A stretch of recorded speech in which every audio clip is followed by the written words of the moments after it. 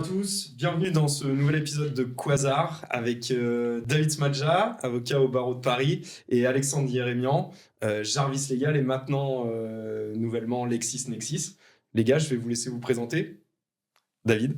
C'est parti. Bonjour à tous. Je suis David Smadja, le fondateur du cabinet DJS Avocats, et je suis spécialisé en droit des affaires. Mon cabinet est pluridisciplinaire, c'est-à-dire qu'on est aujourd'hui plus d'une vingtaine d'avocats, chacun étant spécialisé dans un domaine d'activité, et on couvre finalement l'ensemble du droit des affaires.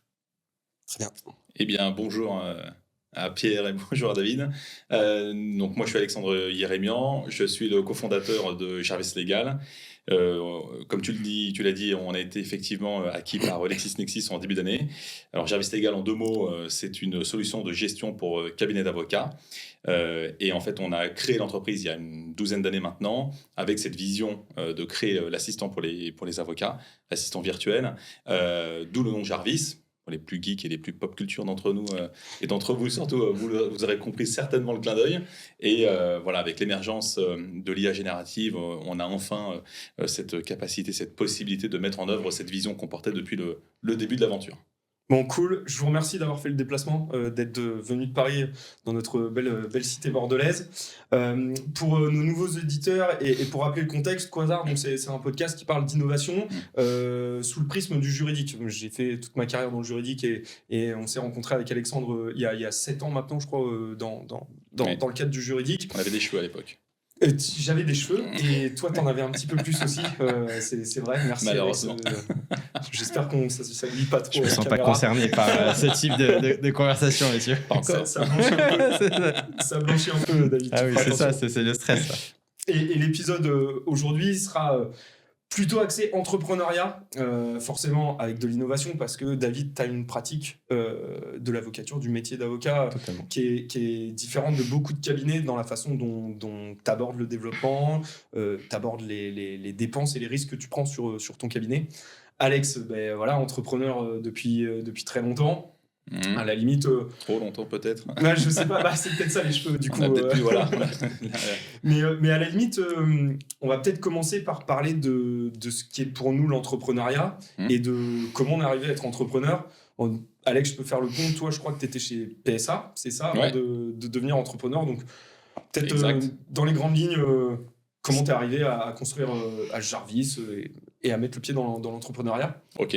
Jarvis, oui, sachant que Jarvis, c'est la 3e ou 4e aventure entrepreneuriale. Donc effectivement, comme tu le dis, donc merci de me ramener en 2001, où donc je quitte diplômé de l'école de commerce et commence ma carrière effectivement chez PSA. À l'époque, toujours d'ailleurs passionné d'automobile, donc je voulais rentrer dans ce milieu-là. Et de 2001 à 2005, j'ai bossé chez PSA, ça s'est super bien passé, vraiment beaucoup de gens de très très grande qualité, mais assez rapidement je me suis rendu compte que les process d'une grande entreprise, les modes de décision, et puis même au-delà de ça, le besoin et l'impérieuse nécessité de mettre en œuvre, de me réaliser à travers l'entrepreneuriat, c'est quelque chose que je ressentais déjà depuis mon adolescence. À l'époque, il y avait Capital sur M6, qui était la première émission qui parlait un peu d'économie à la télé. Et je me souviens très bien, à chaque fois, j'étais comme un fou devant cette émission, hyper intéressante. Mais c'est quoi justement l'impérieuse nécessité? C'était quoi pour toi? Parce que moi, je le sais, je le dirai après, mais... C'est déjà le premier, je dirais, principe, c'est la liberté. C'est d'être libre. Libre de faire... de créer, libre d'entreprendre, libre d'influer sur une politique commerciale, économique, marketing, communication, de bâtir quelque chose, vraiment d'avoir un impact positif sur son environnement, alors plus ou moins immédiat, et de constituer une équipe. Moi aussi, ça a été toujours une façon d'entreprendre, ça n'a jamais été solitaire, ça a toujours été collectif, avec autour de moi des associés. On fera le pont justement avec tous ces freelances et le solopreneur qui crée de la valeur que pour lui et la différence avec l'entrepreneuriat. David, je te laisse la parole sur ton aventure entrepreneuriale en tant qu'avocat. Moi, mon aventure, c'est celle d'un jeune avocat qui termine ses études et qui, si tu veux, tout de suite se dit « qu'est-ce que je fais maintenant ?» Est-ce que j'emprunte la voie des grands cabinets? Je commence à faire bien évidemment quelques... Voilà, je vais taper à la porte de pas mal de cabinets, toute taille. petit cabinet, moyen cabinet, cabinet anglo-saxon. Et à chaque fois, on se rend compte qu'on nous a appris à faire du droit, on nous a appris à finir brillamment nos études. Mais quand il s'agit de savoir ce qu'on veut vraiment faire, quand il s'agit de savoir si on a envie de s'installer, si on a envie effectivement de... Parce qu'on va travailler dur, on le sait. Quand on fait ce métier et quand on termine ses études de droit, on sait que les 4, 5, 10 ou 15 premières années, on va beaucoup travailler. Mais personne ne nous a dit dans quelles conditions et pour qui et comment. Donc, j'ai fait naturellement j'ai passé beaucoup d'entretiens et j'étais parfois recalé de ces entretiens parce qu'on me disait, mais finalement, de ce que tu me dis, on sent qu'il y a une dimension entrepreneuriale dans ton métier et je ne suis pas certain que toi, dans mon cabinet, tu puisses t'épanouir. Et ça a été un vrai déclic pour moi parce que je me suis rendu compte que quand on fait ses études de droit, on nous apprend plein de choses, mais on ne nous apprend absolument pas à gérer un cabinet, même à en monter. C'est-à-dire que finalement, quand on termine ses études, personne ne se dit « je termine mes études pour monter un cabinet ». Je termine mes études pour évidemment continuer à me former en tant que professionnel chez un avocat ou dans un gros cabinet, mais je n'ai absolument pas la capacité, quand je termine mes études, de m'installer seul. Et quand j'ai fait tout, si vous voulez, ces entretiens, je me suis dit, finalement, je sais que j'ai envie de monter quelque chose, je sais que j'ai un projet que j'ai en tête, mais il va falloir quand même que je me forme. Donc, j'ai eu la chance de trouver un cabinet d'avocats qui était hyper bienveillant, avec des horaires, et on sait que les horaires sont hyper compliqués et même parfois intenables, hein, parce que le nombre d'amis à moi que j'ai de gros cabinets qui ont fini par faire complètement autre chose, avec lesquels on a travaillé pendant des années, mais qui aujourd'hui, quand je les vois, on parle évidemment plus droit. Et ça, finalement, j'ai eu la chance de trouver dans un cabinet qui m'a permis, pendant 2 ans, de travailler et d'avoir vraiment cette vision de la profession libérale où, en parallèle, si tu veux, du temps que j'accordais à ce cabinet, je me suis formé pour comprendre ce que je voulais faire, comment j'allais développer ma clientèle, évidemment, comment j'allais pouvoir finalement m'installer rapidement. Et le mot-clé, c'est évidemment toujours la liberté. Tu l'as dit, ce qu'on cherche avant tout, c'est finalement, on sait qu'on va travailler dur, mais le fait de travailler dur pour soi, ça n'a finalement... il n'y a rien de comparable. Ça n'a pas de prix. Ça n'a pas de prix. Mais ça n'a pas de prix au sens même le plus fondamental du terme. Ah oui. C'est-à-dire que on a eu l'occasion d'en parler rapidement, mais quand on est entrepreneur, qu'on monte sa boîte, il peut y avoir des occasions effectivement soit d'accueillir de nouveaux associés, de lever de fonds, vente, etc. Mais ça n'a pas de prix. C'est-à-dire que même quand on parle de chiffres importants, on sait ce qu'on va abandonner et si on accepte cette offre-là, et ça pèse extrêmement lourd. Et voilà, alors j'imagine qu'il y a un prix pour tout. Ça. Mais les cheveux blancs. Les cheveux blancs, parfois beaucoup de fatigue et des petites nuits de stress, mais moi c'est la même chose. J'ai pas été beaucoup en salariat, un peu chez Jarvis, ça s'est bien passé parce que j'avais de la liberté aussi d'entreprendre et que j'étais nourri de nouveaux projets. Toi David, tu as eu de la chance de tomber aussi sur des cabinets qui t'ont soit dit que ça allait pas fitter et ils t'ont pas pris, plutôt que d'être malheureux dans un statut de collaborateur où en fait t'es un tâcheron en début de carrière, tu peux être un vrai tâcheron pour les cabinets d'avocats. Donc la liberté, prisme principal de notre souhait d'entrepreneuriat, c'est clair. Et si on réfléchit plus loin, tu vois, quand on a monté notre première boîte, toi Alex, c'était quoi? C'était la téléphonie? C'était ça? Pardon. Non, la première boîte, c'était de l'infogérance. Donc, alors j'ai même monté une toute première boîte en étant étudiant, qui était de la formation au sens large sur l'IT. Voilà. Et effectivement, la première vraie boîte, c'était Intégral Micro, donc dans l'infogérance. Et donc à l'époque, parce que c'est l'impression que c'était il y a 48 ans, mais c'est jeune. il y avait, en fait, ne serait-ce que de disposer d'Internet dans une TPE, PME, c'était relativement compliqué. C'était souvent le cousin ou le beau-frère ou l'ami de chez Paki qui s'en occupait. On essayait d'apporter cette professionnalisation de l'IT dans les petites structures, professions indépendantes, etc. Et donc voilà, effectivement, ça a commencé comme ça. Ouais, toi, tu as eu l'innovation très tôt. Et toi, David, tu disais, à la sortie de mes études, en fait, tu fais des études de droit, donc tu as un M2 pour passer le CAPA, même c'était M1 à l'époque, maintenant c'est un M2. Mais en final, tu sais pas ce que c'est d'être avocat, parce que tu n'as pas fait de stage, tu as fait peu de stages à la fac. Être entrepreneur, alors, ma question, elle est là, c'est est-ce que tous les avocats sont entrepreneurs? Ou est-ce que tu deviens entrepreneur? Ou est-ce que tu nais entrepreneur au final? Tu vois, c'est... Ouais, c'est une question évidemment fondamentale, mais je pense que là où il faut essayer de vraiment s'arrêter, c'est sur, évidemment, quand on termine ses études. Il y a un moment qui est un moment clé, on se dit qu'il faut qu'on rentre dans la vie active et on peut le faire de différentes manières. Les stages au départ sont censés te donner un peu la mesure de ce que va être ta vie future en fonction de la direction que tu prends. Mais le problème, c'est que ces stages-là, on ne fait pas des stages d'1 an. On fait des stages de 2 mois pendant des études, parfois de 6 mois quand on a de la chance et quand on est hyper motivé parce que, évidemment, parfois en alternance, quand on est encore plus motivé. Moi, j'avais une de mes amies qui est devenue même mon associée. On avait 22 ans. Elle était en stage dans des cabinets anglo-saxons. Elle finissait l'école. Elle partait peut-être de 17h jusqu'à 4h du matin traiter des dossiers. Wow. Donc, le problème, c'est que c'est le seul moyen d'avoir une vision globale de la manière dont tu peux exercer ce métier.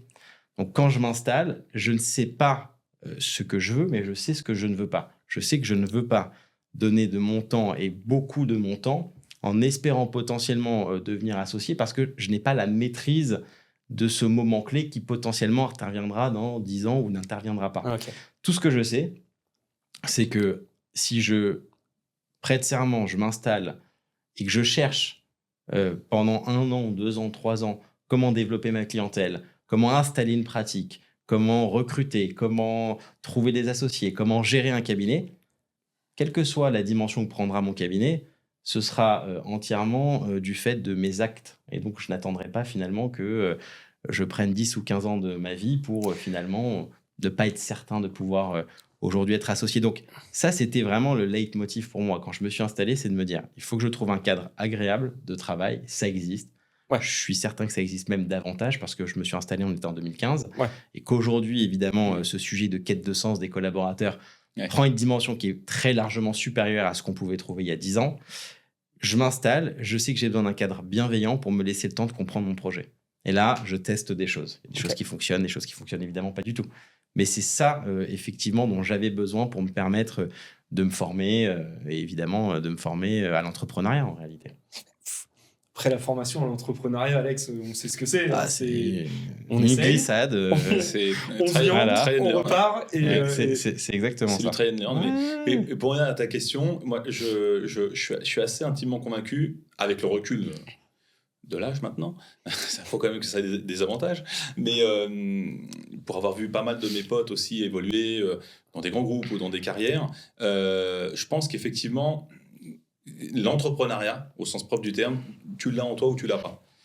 Pourquoi ? Parce que c'est un vrai mindset. C'est quelque chose qui te pose un rapport notamment au risque, à l'état d'esprit. Est-ce que tu es plutôt optimiste ? Est-ce que tu es plutôt pessimiste ? Est-ce que tu es plutôt opportuniste ? Alors au sens business. Positif du terme. Est-ce que tu vois une opportunité dans un problème pour apporter une solution ?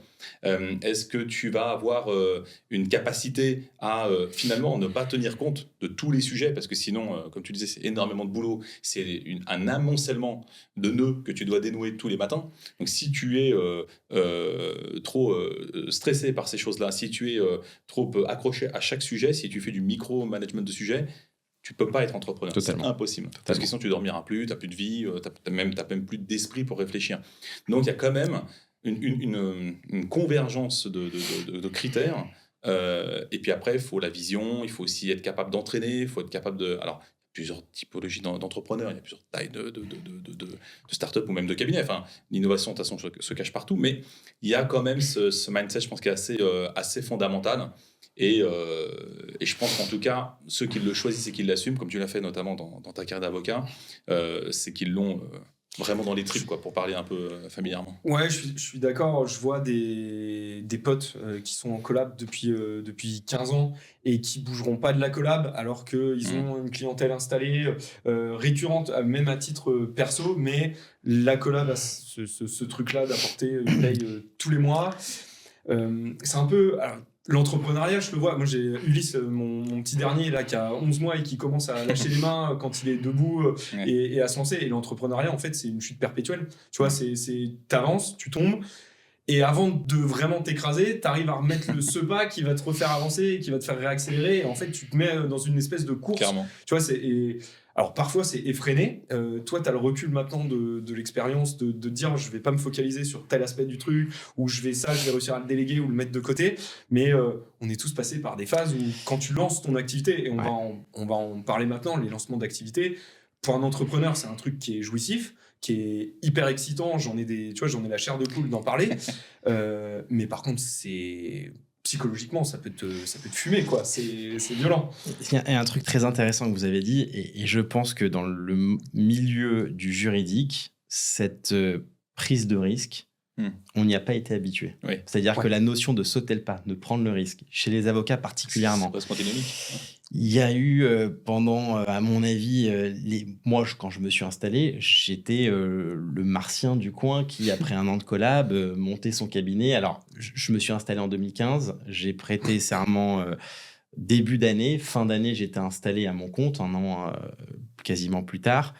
Pourquoi ? Parce que il y a eu une espèce de dynamique d'innovation. Et en fait, j'ai l'impression qu'aujourd'hui, cette prise de risque était quasiment presque inexistante chez beaucoup d'avocats du fait de l'arrivée de cette transformation digitale, de ces legal tech, de beaucoup d'entreprises commerciales qui aujourd'hui sont venues disrupter un milieu qui était quasiment endormi.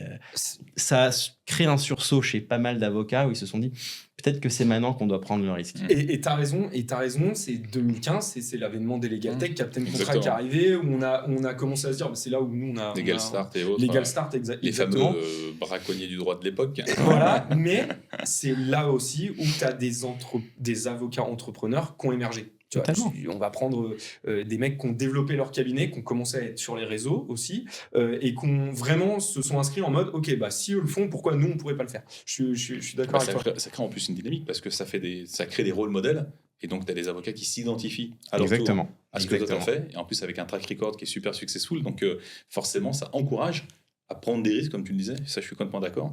Et même d'ailleurs, de manière, maintenant si on élargit un peu le scope, d'un point de vue général franco-français, on n'a jamais créé autant d'auto-entrepreneurs ou d'entreprises en France. Clairement. Donc il y a un vrai mindset aussi, une vraie acculturation à l'entrepreneuriat, où on accepte un peu plus l'échec, on accepte aussi un peu plus de se mettre en danger que les carrières long terme qu'on avait peut-être dans le cadre des générations précédentes. Ouais.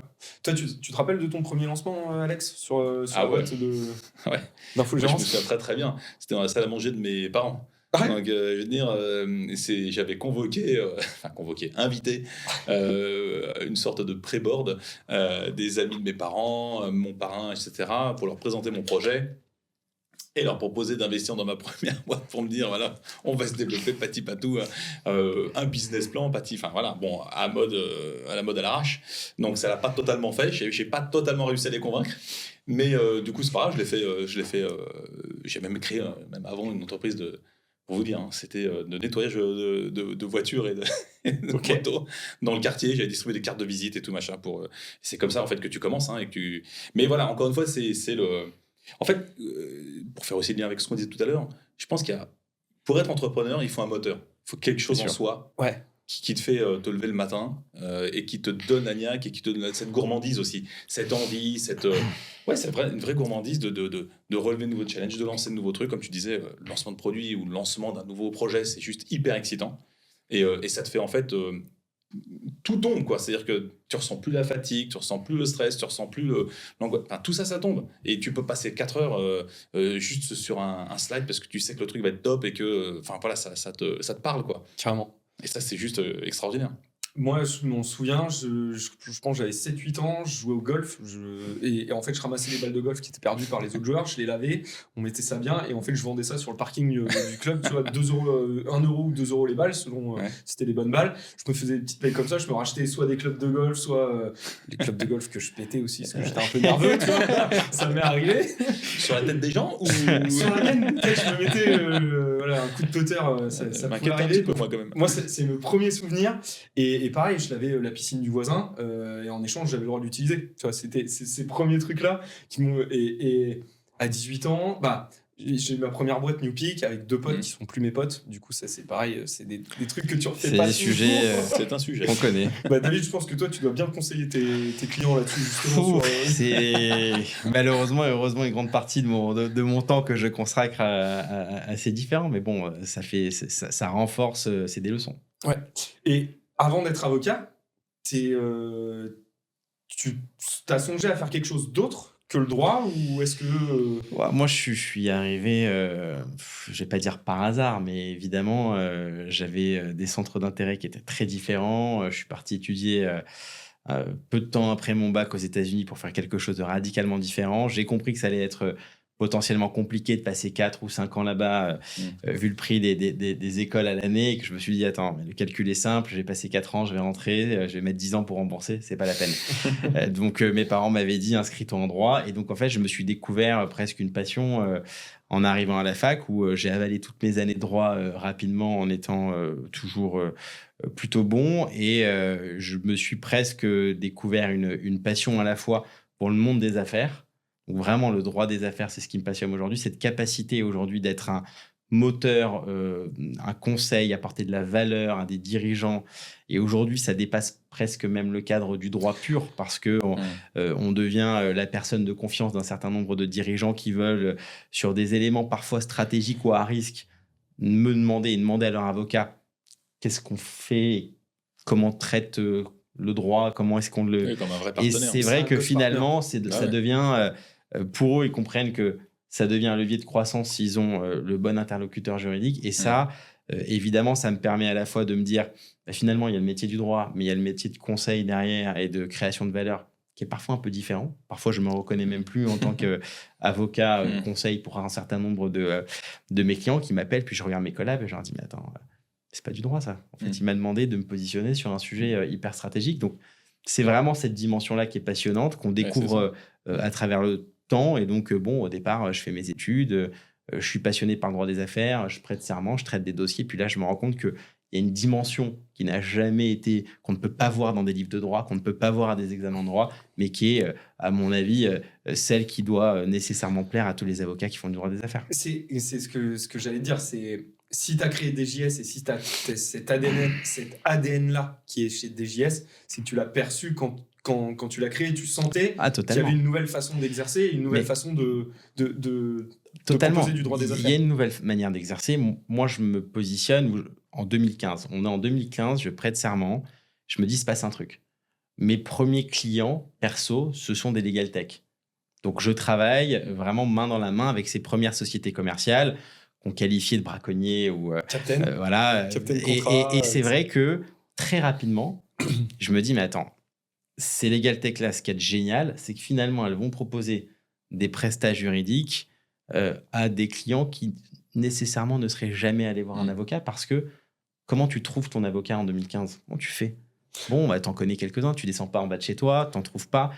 Donc, cette dynamique-là, je me rends compte que ça démocratise à la fois l'accès au droit, ça rend accessible le droit, ça dépoussière finalement un milieu qui était hyper obscur, avec des honoraires pratiqués que tu ne comprenais pas en allant d'un avocat à un autre qui propose exactement la même presta. Et en fait, là, on est arrivé où on a pu très, très rapidement se rendre compte qu'il y a un océan de clients qui n'avait jamais été atteint parce que les avocats ne savaient pas communiquer. Donc, quand on est en 2015 et que je comprends ça, là, je me dis... je vais utiliser exactement la même méthodologie. Je vais travailler effectivement de la même manière que ces legal tech, avec un avantage, c'est que je suis l'avocat. Donc, c'est presque plus simple parfois de se dire, c'est moi l'avocat entrepreneur qui vais pouvoir directement, en appliquant cette même méthode, arriver directement aux clients et à les conseiller. C'est la fabrique juridique. Quand on a créé la fabrique juridique en 2015, on part du même principe que celui de David. Il y a un marché du droit qui a été présenté par les experts comptables, parce que tu les affrontais, les captains de contrat affrontaient les experts comptables, et ce que tu dis est vrai, les entrepreneurs n'avaient pas le réflexe d'aller consulter un avocat pour gérer la constitution de leur société ou quoi, parce que c'était très confortable de passer par son expert comptable. Et ce qui est marrant, c'est que tu t'es dit, ok, je vais utiliser les mêmes pratiques qu'au niveau marketing. Et leur pratique Captain Contrat, ça a été de faire une masse de contenu. Totalement. Parce qu'à l'époque, on On avait déjà du marketing de contenu, mais pas le marketing qu'on connaît aujourd'hui avec un podcast, avec des vidéos ou des posts LinkedIn. Quelques-uns le faisaient, mais ce qui fonctionnait bien, c'était le SEO. Et toi, David, tu as été un des premiers, enfin, tu as été à beaucoup investir dès le départ dans le cabinet sur ça aussi. Dès 2015. Ouais. Moi, il faut comprendre que je ne me suis pas installé parce que j'ai voulu m'installer. Je me suis installé parce qu'un jour, on m'a attrapé dans un bureau, on m'a dit, écoute, il faut qu'on parle. Tu as trop développé, tu as trop de clients. Et là, j'ai dit, attends, il y a un truc, j'ai trop développé, j'ai trop de clients, on veut continuer, on veut que tu continues à travailler au cabinet, mais ralentis. C'était vendredi, je me suis dit, attends, ralentis, lundi, j'arrive, je pose ma dème. J'ai dit, écoute, ça y est, il est temps pour moi de m'installer après quelques mois de collab, assez logique. Et finalement, là, je me dis, mais ok, je vais accentuer finalement. Donc, au départ, je n'ai pas pris des grands bureaux, j'ai pris un tout petit bureau parce que finalement, j'avais tout de suite mis en place un budget marketing digital qui était quand même, à mon avis, mais énorme par rapport à ce que pratiquent les avocats. Moi, je sais que quand je discute parfois des budgets que mon cabinet finalement, je veux dire, peut employer sur des actions de communication, sur du marketing digital, je veux dire, les cabinets n'en reviennent pas. Ouais, donc, il y a vraiment... J'ai compris qu'aujourd'hui, surtout dans nos matières, c'est-à-dire que le conseil qui visait au départ les sociétés à forte dimension technologique, ces mêmes fondateurs, je veux dire, aujourd'hui, passer exactement les 3/4 de leur temps à chercher tout type de prestataires sur des moteurs de recherche. Ouais. Donc moi qui voulais viser finalement ces entrepreneurs-là qui aujourd'hui développaient des solutions tech et qui avaient un fort potentiel de croissance, bah bien évidemment, en utilisant ces méthodes-là, ils allaient finir par tomber sur moi. Et c'est ce qui s'est passé. Donc très rapidement, j'étais submergé par les dossiers, j'ai dû m'installer à mon compte et commencer à recruter. Ok. Alex, je me tourne vers toi sur la rationalisation des coûts et sur les lancements d'activités, parce qu'on parle encore de lancement d'activités. David a investi et a choisi d'investir dans un scope spécifique, mais tu as entendu ce que... Enfin, je reprends les mots de David, j'avais des petits locaux et tu savais où investir, tu vois, précisément. Toi, Alex, je sais que tu as la même philosophie là-dessus. C'est investir juste et au bon endroit. C'est surtout de monitorer ton retour sur investissement. Le ROI, c'est savoir que 1 euro dépensé égale 1 euro au bout. Sur ton parcours entrepreneurial, ça a animé je pense toutes tes sociétés, toi, depuis le début. Jusque presque encore aujourd'hui, malgré le fait qu'on ait intégré LexisNexis, on a encore ce vieux réflexe bien ancré en nous. Non, l'idée, c'est de surtout mettre l'argent là où il est le plus efficace. Effectivement, le SEO, évidemment, tu le sais bien, nous, quand on a lancé Jarvis, Pierre, on a tout digitalisé. Alors, un peu par contrainte, parce que de toute façon, on n'avait pas beaucoup de ressources, pas beaucoup de moyens. Donc, j'avais pas, comme d'autres éditeurs, 80 commerciaux à aller envoyer sur le territoire français, etc.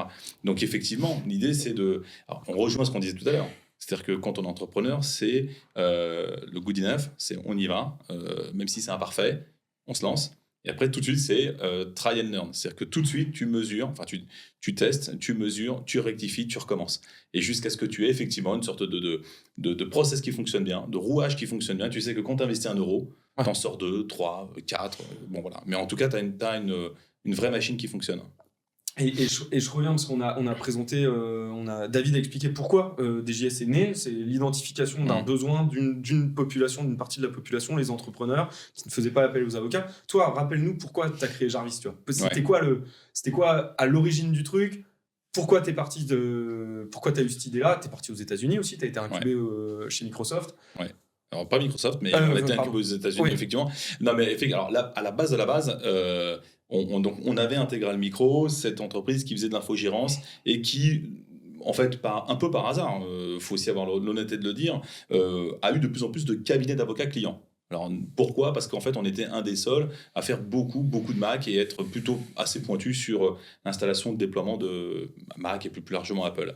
Et là, les avocats nous disent, franchement, on n'en peut plus de nos systèmes d'aujourd'hui, ça répond pas à nos besoins, des besoins de mobilité, des besoins de collaborativité, des besoins aussi de simplification et d'intuitivité, d'avoir des interfaces beaucoup plus modernes, beaucoup plus faciles à prendre en œuvre et d'accéder aux informations, voilà, pour faire simple, où qu'on soit, quel que soit l'équipement qu'on a entre les mains, bref, de rendre l'info disponible. Et donc, effectivement, nous, ça faisait déjà un certain moment qu'on tentait plusieurs aventures dans le software. Et là, on a regardé, on a un peu creusé. Alors, bon, comme vous l'avez compris, je ne suis pas du tout du sérail, ni d'ailleurs aucun d'entre nous. Personne n'a fait d'études de droit, et donc encore moins n'est avocat. Mais justement, c'est ce qui nous semblait entre guillemets, le plus pertinent, c'est qu'on amenait, et ça rejoint aussi ce que tu disais, David, c'est on amenait notre vision, alors d'entrepreneur, mais aussi de gestionnaire, manager, chef d'entreprise, avec nos propres ABAX, KPI, avec nos propres méthodos, évidemment adaptés à l'avocature, mais l'idée c'était vraiment d'amener ça. Alors ça a pris du temps, parce qu'effectivement il a fallu acculturer avec la techno, parce que quand on parle de cloud en 2013, autant vous dire qu'on nous regarde un peu comme des martiens, et surtout on nous dit, oh là là, mais mon pauvre monsieur, vous y pensez pas. C'est un peu comme à l'époque quand on a quitté le coffre-fort ou le bas de laine pour le mettre à la banque. Bon, là, on est un peu dans cette dimension-là quand même. On passait la moitié de notre temps à expliquer c'est quoi le cloud. Donc, à la base, encore une fois, on part d'une feuille blanche, on décide de faire une application 100% cloud, 100% à la Salesforce, une sorte de Salesforce pour les avocats. Et effectivement, je parle de Salesforce parce que, comme tu le disais, on a été incubé aux États-Unis, on a passé près de 3 mois là-bas, où on s'est fait vraiment, alors comme dans une essoreuse, tu es secoué dans tous les sens du matin au soir.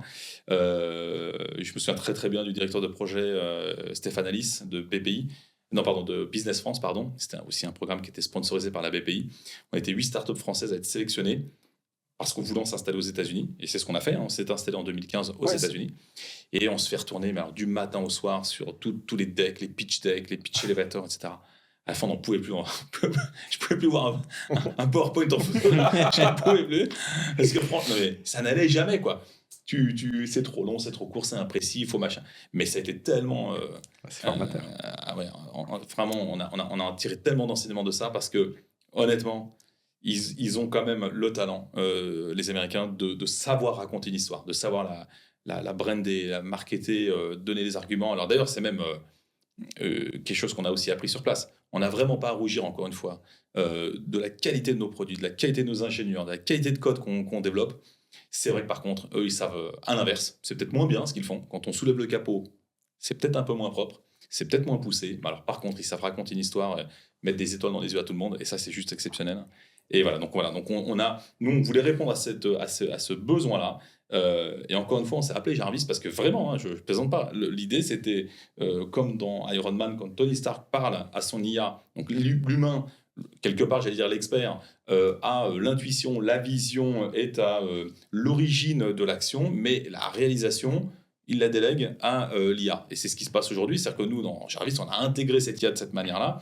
On peut parler à Jarvis, donc on a un peu pris l'inverse, on a fait un pied de nez à la vraie histoire originelle, puisque notre IA s'appelle Tony. Donc Jarvis parle à Tony, on peut lui dire, voilà, fais-moi ci, fais-moi ça, et il le fait pour toi. Bon, évidemment, aux côtés plutôt de toutes les fonctions classiques, basiques, de facturation, etc. Mais voilà, donc ça part de là à la base, et le fait aussi d'être très digital, pour revenir à ce qu'on disait tout à l'heure, le fait d'être très digital, de décider d'investir aux bons endroits, avec les bons budgets, et même en faisant, mais finalement avec très peu, on fait déjà des choses assez incroyables. Et le digital était une superbe opportunité pour ça. En 2015, c'était encore assez nouveau. En France, toi qui connais par cœur le SIA, Pierre, même encore aujourd'hui, je veux dire, pour quelques euros, tu achètes des mots-clés. Non, en fait, tu vas aux États-Unis, c'est 20 fois plus cher. Ouais, c'est ça. En fait, là, aujourd'hui, alors surtout dans le secteur juridique, et je veux en revenir à cette notion d'acculturation de nos marchés respectifs.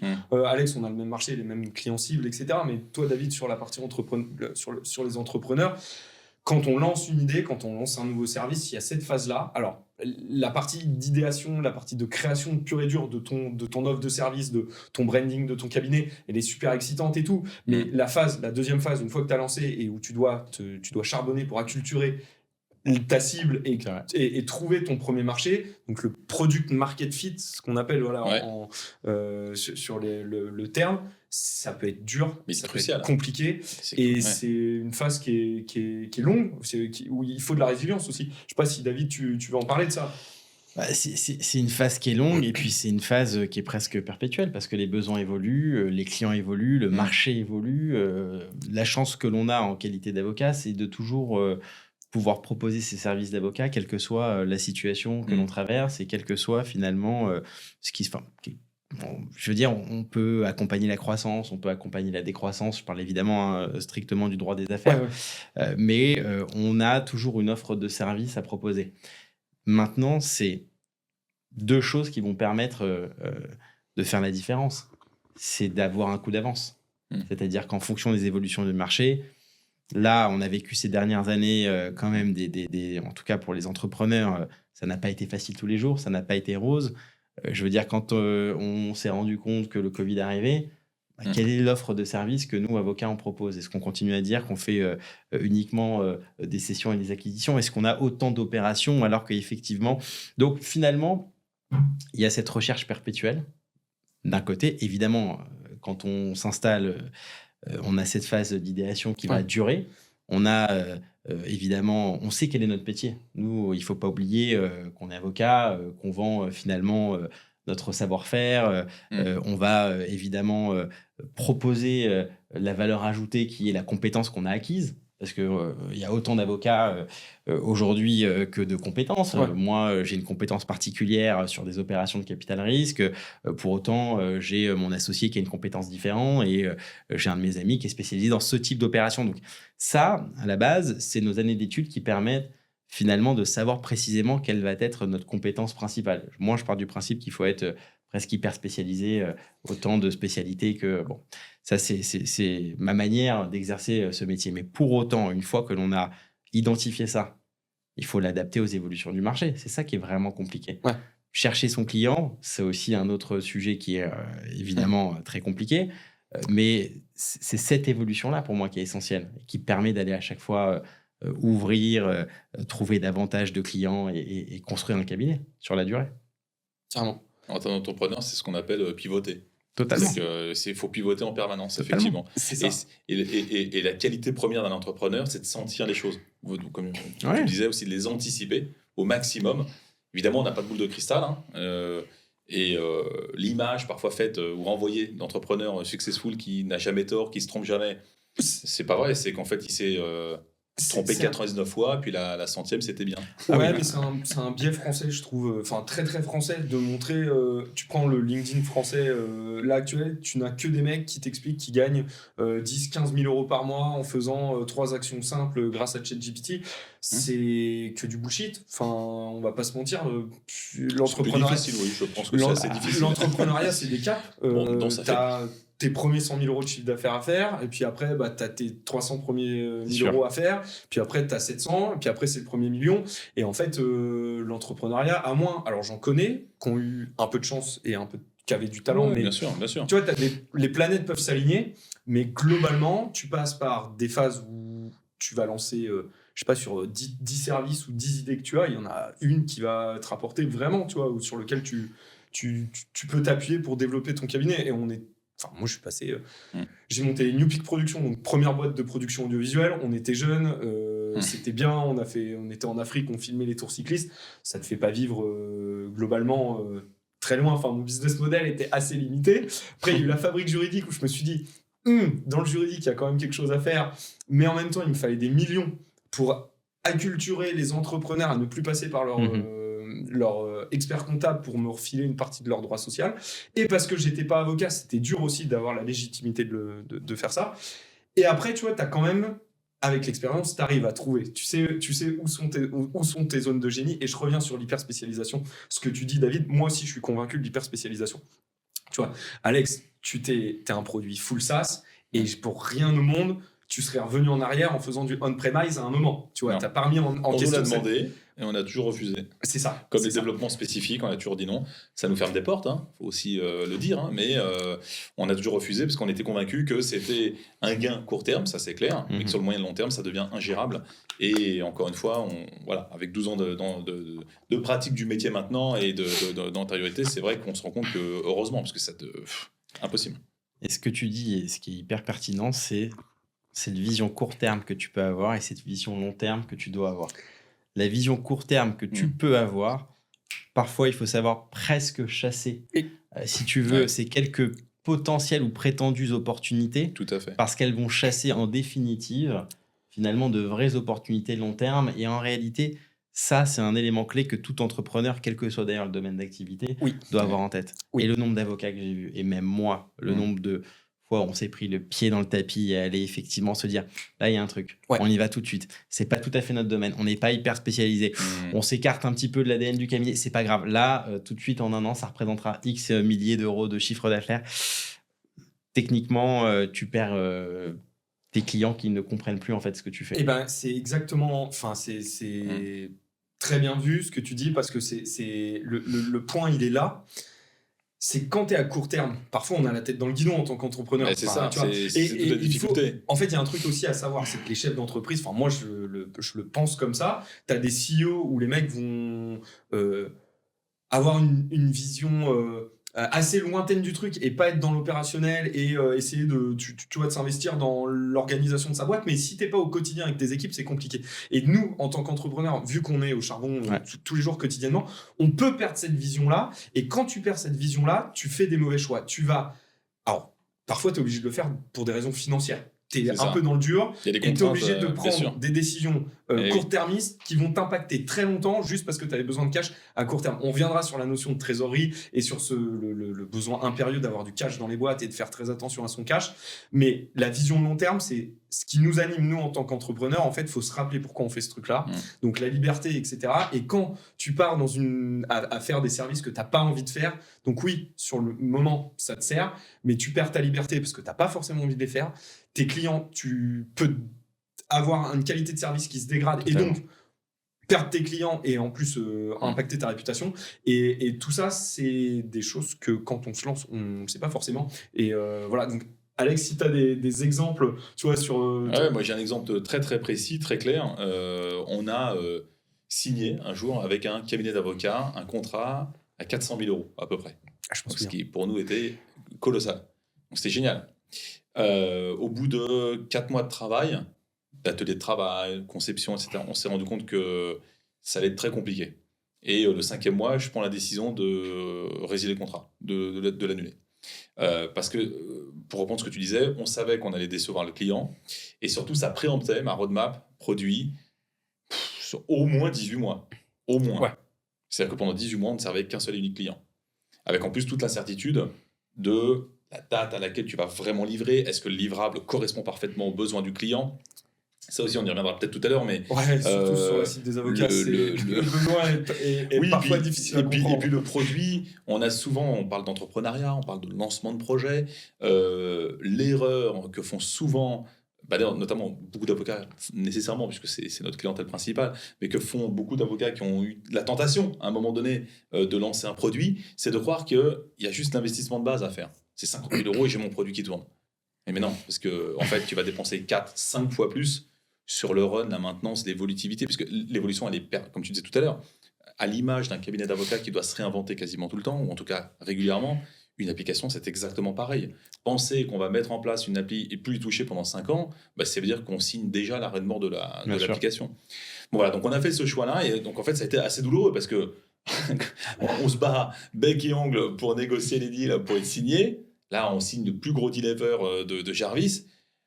Et là, on se dit, faut que je le coupe, faut que je l'arrête, faut que je... Et donc, dans ton CA, tu fais moins 400 000. Et là, c'est douloureux. Ouais. Et là, c'est très, très, très douloureux. Mais, c'est un peu ce qu'on disait tout à l'heure, c'est que c'est 400 000 peut-être de moins maintenant, mais c'est 2 millions d'euros de mes 18 mois pendant lesquels je vais faire développer mon application, je vais gagner de nouveaux clients, je vais construire ma réputation, ma notoriété. Mais c'est hyper difficile parce que, évidemment, toi, en tant que chef d'entreprise, qu'est-ce que tu regardes le matin ? C'est ton compte en banque, c'est ton résultat d'exploitation, c'est ton BFR. Et là, tu te dis, ouais, bon, alors j'ai peut-être pris une décision courageuse, mais bon, dans les 24-48 heures, je me suis mis dans une situation compliquée. C'est un peu ça, parce que il y a un pendant, tu vois, le pendant familial de l'entrepreneur, c'est qu'en fait, t'as ta famille à charge aussi. Donc, tu vois, chaque décision que tu prends impacte le truc. Et je vois très bien le truc. Tu passes de 400 000 où tu te dis que tes 18 prochains mois, enfin, tout ce que tu feras rentrer, ça sera du plus. Et que t'avais assuré le truc. Et là, il faut repartir, retrouver les deals. Je sais pas si on l'aborde plus tard dans le podcast, mais effectivement, Il faut que, enfin, ça dépend évidemment de la situation familiale de chacun. Mais si tu es déjà en couple, voire marié, tu as intérêt à bien caler le truc aussi au départ avec, avec la personne. En fait, ton avec qui environnement tu partages ta familial, vie. on en reparlera, Oui, l'environnement familial, il est prépondérant dans le truc. Alors, Ça prend de la place. Ouais. Soit tu es issu d'une famille d'entrepreneurs, tu vois, et souvent tu as compris ce que tes parents ont vécu, ta mère, ton père, etc. Ou alors, tu as la chance d'avoir une femme qui est plutôt...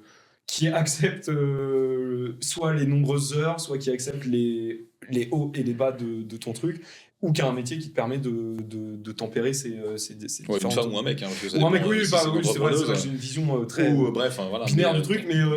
Non, mais effectivement, t'as raison. Il faut que dans le couple, ce soit en tout cas... il faut que ce soit... en tout cas, si tu es en couple, il faut que ce soit discuté et en tout cas le mieux possible anticipé. Je sais que c'est difficile parce qu'on ne sait jamais très exactement comment ça va se concrétiser, mais bien évidemment que ça prend beaucoup de place à un projet entrepreneurial et que forcément, au début, comme tu le disais, quand tu citais l'exemple de ton associé, je crois, d'aujourd'hui, qui travaille de 17h à 4h du matin, au début, quand on a monté nos premières boîtes, le samedi, tu bosses, le dimanche, une fois sur deux, tu bosses, le soir, tu bosses. Bon, il faut aimer ne pas trop dormir aussi quand on est entrepreneur. Faut être très dispo, quoi, très résilient. Physiquement, blague à part, il faut être physiquement prêt à porter cette charge intellectuellement, enfin psychologiquement, ça va sans dire, mais même physiquement. Si tu n'as pas une hygiène de vie, on va dire, un tout petit peu calée, si tu n'as pas le physique qui va avec, ça peut être compliqué. Ouais. Et tu vois, on a une vision de l'entrepreneuriat où on va beaucoup s'appuyer sur aussi l'innovation. Toi, Alex, forcément avec le digital, mais toi, David aussi, c'est un... Ah, mais complètement. Mais non, attends, pardon, je t'interromps. L'innovation, pour moi, elle est partout. Ouais. C'est pas l'innovation au sens purement techno. C'est l'innovation dans la façon de proposer ses services, mais même dans la tarification, même dans la façon dont on va interagir avec ses clients, la relation qu'on noue avec eux. Cette innovation, elle est absolument partout. Totalement d'accord. C'est pour ça que je te donne la parole, David, là-dessus, parce que ta vision du cabinet, et quand tu disais que tu étais un martien en 2015, bien sûr, je veux bien croire que tes confrères, ils ont pensé que tu étais un martien, et je pense même un petit con parfois, tu vois. Ah, ça c'est sûr. Il y avait alors déjà deux choses. Ce qui m'avait marqué à l'époque, c'est qu'on m'avait expliqué qu'un cabinet d'avocats sur 3 ou sur 4 avait un site internet. Ouais. Ça, je me suis dit, à l'ère du numérique, je veux dire, c'est complètement... Donc, on avait déjà la profession d'avocat, pour moi, avait déjà, en tout cas, les avocats avaient du retard. Personne ne nous a jamais dit à l'école des avocats qu'aujourd'hui, on pouvait avoir des moyens d'aller trouver des clients et que ça passait par la digitalisation. L'innovation n'est pas, et je suis d'accord avec toi, nécessairement l'usage des nouvelles technologies. Innover, c'est proposer un service et trouver évidemment son marché, comprendre qu'il y a un besoin et y répondre différemment avec une bonne dose d'innovation qui permet justement auprès de nos clients de se dire c'est comme ça en fait qu'il faut proposer ce service-là et pas autrement. Ouais. Et des cabinets d'avocats qui innovent, il y en a de plus en plus et tant mieux. Avec des offres juridiques qui sont très différentes les unes des autres. Donc, il y a depuis quand même quelques années, évidemment, une bonne dose d'innovation avec de plus en plus de nouveaux cabinets. En 2015, je me dis, il y a trop d'entrepreneurs qui n'ont pas la possibilité de aujourd'hui toucher du doigt leur avocat et qui, en plus de ça, ont a priori négatif parce qu'ils n'ont pas eu la transparence qu'ils attendaient. Bon. Exactement. À partir de là... Parfait, c'est exactement celui-là.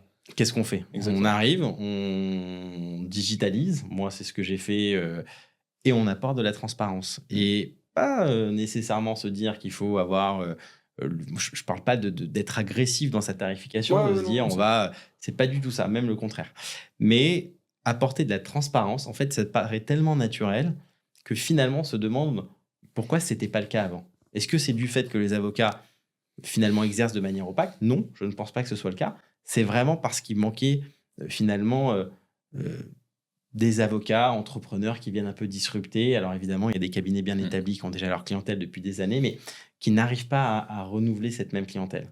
Et en arrivant, en proposant une bonne dose d'innovation, en proposant des services différemment, c'est ce qui permet bien sûr, tu vois, d'aller accaparer pas mal de nouveaux clients. Et toi, même structurellement, je ne sais pas si tu veux qu'on en parle dans le podcast sur un peu ta secret sauce ou quoi, mais Alors attends, déjà première question, est-ce que tu te rappelles combien t'as payé ton premier site web ou pas à l'époque? Oui, c'était quelques milliers d'euros, mais c'était pas si cher que ça. C'était un copain qui me l'avait fait, qui avait pris un template de site d'architecte. Et ça me rendait fou parce qu'il y avait des images partout parce que du coup, un architecte passait son temps à montrer. Donc, on a commencé comme ça, mais c'est vrai que ça ne m'avait pas coûté si cher que cela. Et en définitive, on a tout de suite en fait eu un ROI et c'est là où je me suis dit attends, mais ce truc-là fonctionne tellement que techniquement, alors j'avais quand même le proof of concept de toutes ces legal tech avec qui je bossais de manière récurrente. Donc finalement, ma prise de risque était assez limitée en ce sens que finalement, c'était de l'imitation. J'avais des entrepreneurs hyper successful, hyper audacieux qui disaient écoute, le milieu des avocats, il faut venir le disrupter. On est des sociétés commerciales. Évidemment, je passe les sujets de débat pour savoir s'ils proposent des prestats juridiques ou pas, mais de toute façon, ça a été tranché maintes et maintes fois. Et aujourd'hui, il n'y a pas de doute sur le fait que ces sociétés existent, perdurent et continueront à exister. Ouais, bien sûr. Elles sont venues quand même, moi, m'ouvrir les yeux sur une manière d'exercer qui n'existait pas auparavant. Et c'est là où, finalement, par le biais d'imitation, ma prise de risque était quand même un tout petit peu limitée. Donc ça s'est fait naturellement finalement. Je me suis pas assis en me disant je pars de rien, j'y vais, pourquoi ça marcherait pas? Non, j'ai travaillé avec des jeunes entrepreneurs qui étaient hyper ambitieux. En 2015, qu'on montait évidemment, tu vois, des legal tech qui, je veux dire, par le biais de contenu massif, mais un nombre de leads absolument dingue.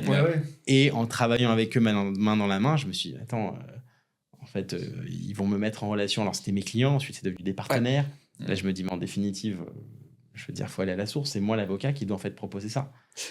Alex parlait de track record tout à l'heure. Donc, pour nos auditeurs, le track record, c'est le fait d'avoir, de pouvoir se nourrir de l'expérience d'une autre société préalablement.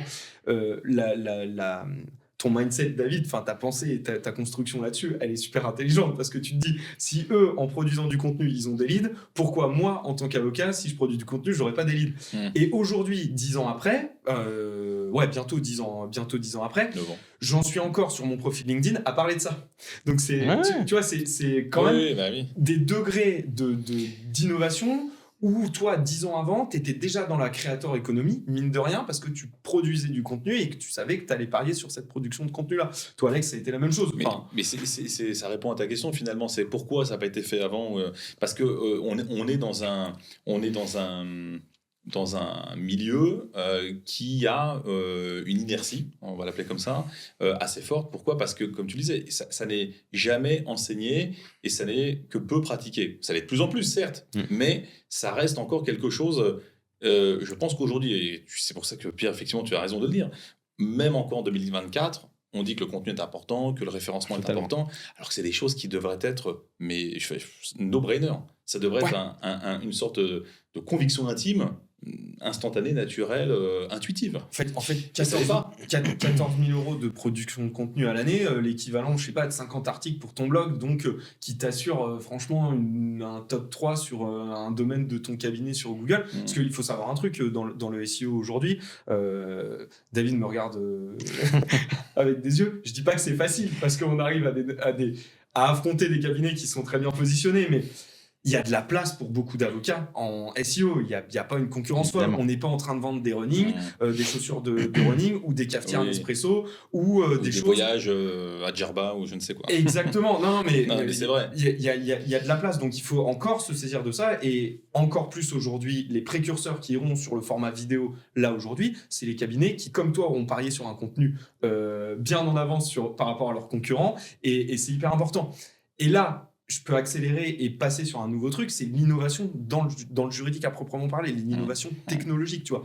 Le levier qui s'offre à nous aujourd'hui avec l'arrivée de l'IA générative et l'arrivée d'une techno dont l'appréhension est vachement plus simple que les technos qu'on a connus il y a 10 ans. Tu vois, coder pour un avocat, c'était compliqué à l'époque. Aujourd'hui, tu prends un ChatGPT, tu lui dis « fais-moi un petit chatbot pour mettre sur mon WordPress », ChatGPT te le fait. Donc, tu vois, toi, t'en penses quoi, David, sur... Est-ce qu'on va revivre encore une nouvelle accélération qui sera encore plus courte en termes de temps, ou est-ce qu'on va rester dans les mêmes, tu vois, dans le même segment, les mêmes veines, avec un peu 5 à 10 ans de retard, tu vois? Ah non, je pense que là, il y a une course qui est déjà là. On est déjà en train de courir après comment accélérer, je vais pas dire la digitalisation, parce que c'est pas le mot, mais comment devenir de plus en plus innovant. L'usage des nouvelles technologies, l'IA, aujourd'hui, c'est devenu un mot qu'on emploie quasiment quotidiennement. Je veux dire, aujourd'hui, on est avocat, si on n'est pas capable de comprendre qu'il se joue quelque chose de suffisamment important qui potentiellement pourrait à terme peut-être faire mettre la clé sous la porte à certains cabinets. C'est pas dit que aujourd'hui si, alors je ne dis pas que ça remplace l'avocat, je dis si l'avocat n'est pas capable d'adapter son métier par rapport à ces innovations et de presque pivoter, c'est-à-dire changer un petit peu sa manière d'exercer ou changer son positionnement vis-à-vis du client, si on n'est pas capable aujourd'hui de comprendre ça, c'est une évidence qu'à terme, des cabinets disparaîtront. Et moi, j'en suis persuadé que aujourd'hui, mettre finalement l'IA au centre, et on l'a dit, du développement des cabinets d'avocats, c'est essentiel. On le voit aujourd'hui, aux États-Unis, il y a quand même beaucoup de cabinets qui ne sont pas des petits cabinets, qui sont des cabinets d'avocats, je veux dire de premier plan, qui ont des centaines et des centaines d'avocats et des milliers d'avocats à travers le monde qui dépensent des fortunes pour développer des outils. Si eux dépensent des fortunes pour développer des outils, c'est bien que quelque chose se prépare. Et je pense que, je veux dire, on a eu Internet, maintenant on a ces sujets d'IA qui vont être des plus impactants. Je fais juste une parenthèse, je pense que c'est un deuxième trait de l'entrepreneur qui est commun, c'est cette agilité-là. Tu vois, toi, quand tu as créé DJS, tu as eu le nez pour partir dans le digital. Et là, ce que tu dis sur l'IA ne remplacera pas l'avocat, mais l'IA va bouleverser le truc, c'est de sentir ces grands changements-là et d'être capable, par contre, de l'accepter. En fait, c'est l'acceptation du changement. On a une capacité d'adaptation, on est tout à fait capable de on se remet en cause, en fait, quasi quotidiennement, tu vois, sur les choix qu'on fait, les décisions qu'on prend, et ça illustre encore ce truc-là, quoi. Alex, toi, sur la partie... Je dirais qu'en plus, même instinctivement, naturellement, l'entrepreneur aime le changement. Totalement. Il aime l'innovation, il aime le changement. Donc, il va... Comme on le disait tout à l'heure, c'est aussi une nouvelle opportunité. Donc, normalement... si tu commences à te sentir bien dans un confort et une sorte de routine, il est peut-être temps de penser à autre chose.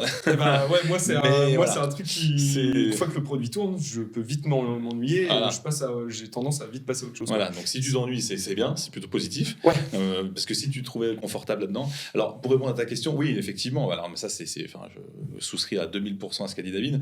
Alors, nous, on voit en plus des cabinets de toute taille, de toute activité, en France comme à l'étranger, parce qu'on a la chance d'avoir des utilisateurs dans une quarantaine de pays là. Peut-être même que je peux l'annoncer en prime time sur le podcast, en exclusivité. On a signé notre premier cabinet en plus à Dubaï, donc en plus un beau cabinet je crois 24 personnes. Ça touche absolument tout le monde, ça c'est une évidence. L'IA, ça c'est une évidence. Ils n'ont pas fait les anges de la télé-réalité aussi, non, c'est des vrais avocats. C'est des vrais avocats. Ils n'ont pas été à Marseille non plus. Enfin bref. Non, mais c'est clair que. Alors, en fait, il y a deux dimensions. La première, c'est effectivement la nécessité de s'adapter au changement. Ça, c'est clair. C'est pas la peine de contester, de se rebeller ou de se mettre vent debout contre ce changement. Il est inéluctable, il est là, il est déjà présent dans la quasi-totalité des métiers. D'ailleurs, il n'y a pas que l'avocat qui est touché. Donc, la question, c'est plutôt de savoir comment on va l'embrasser.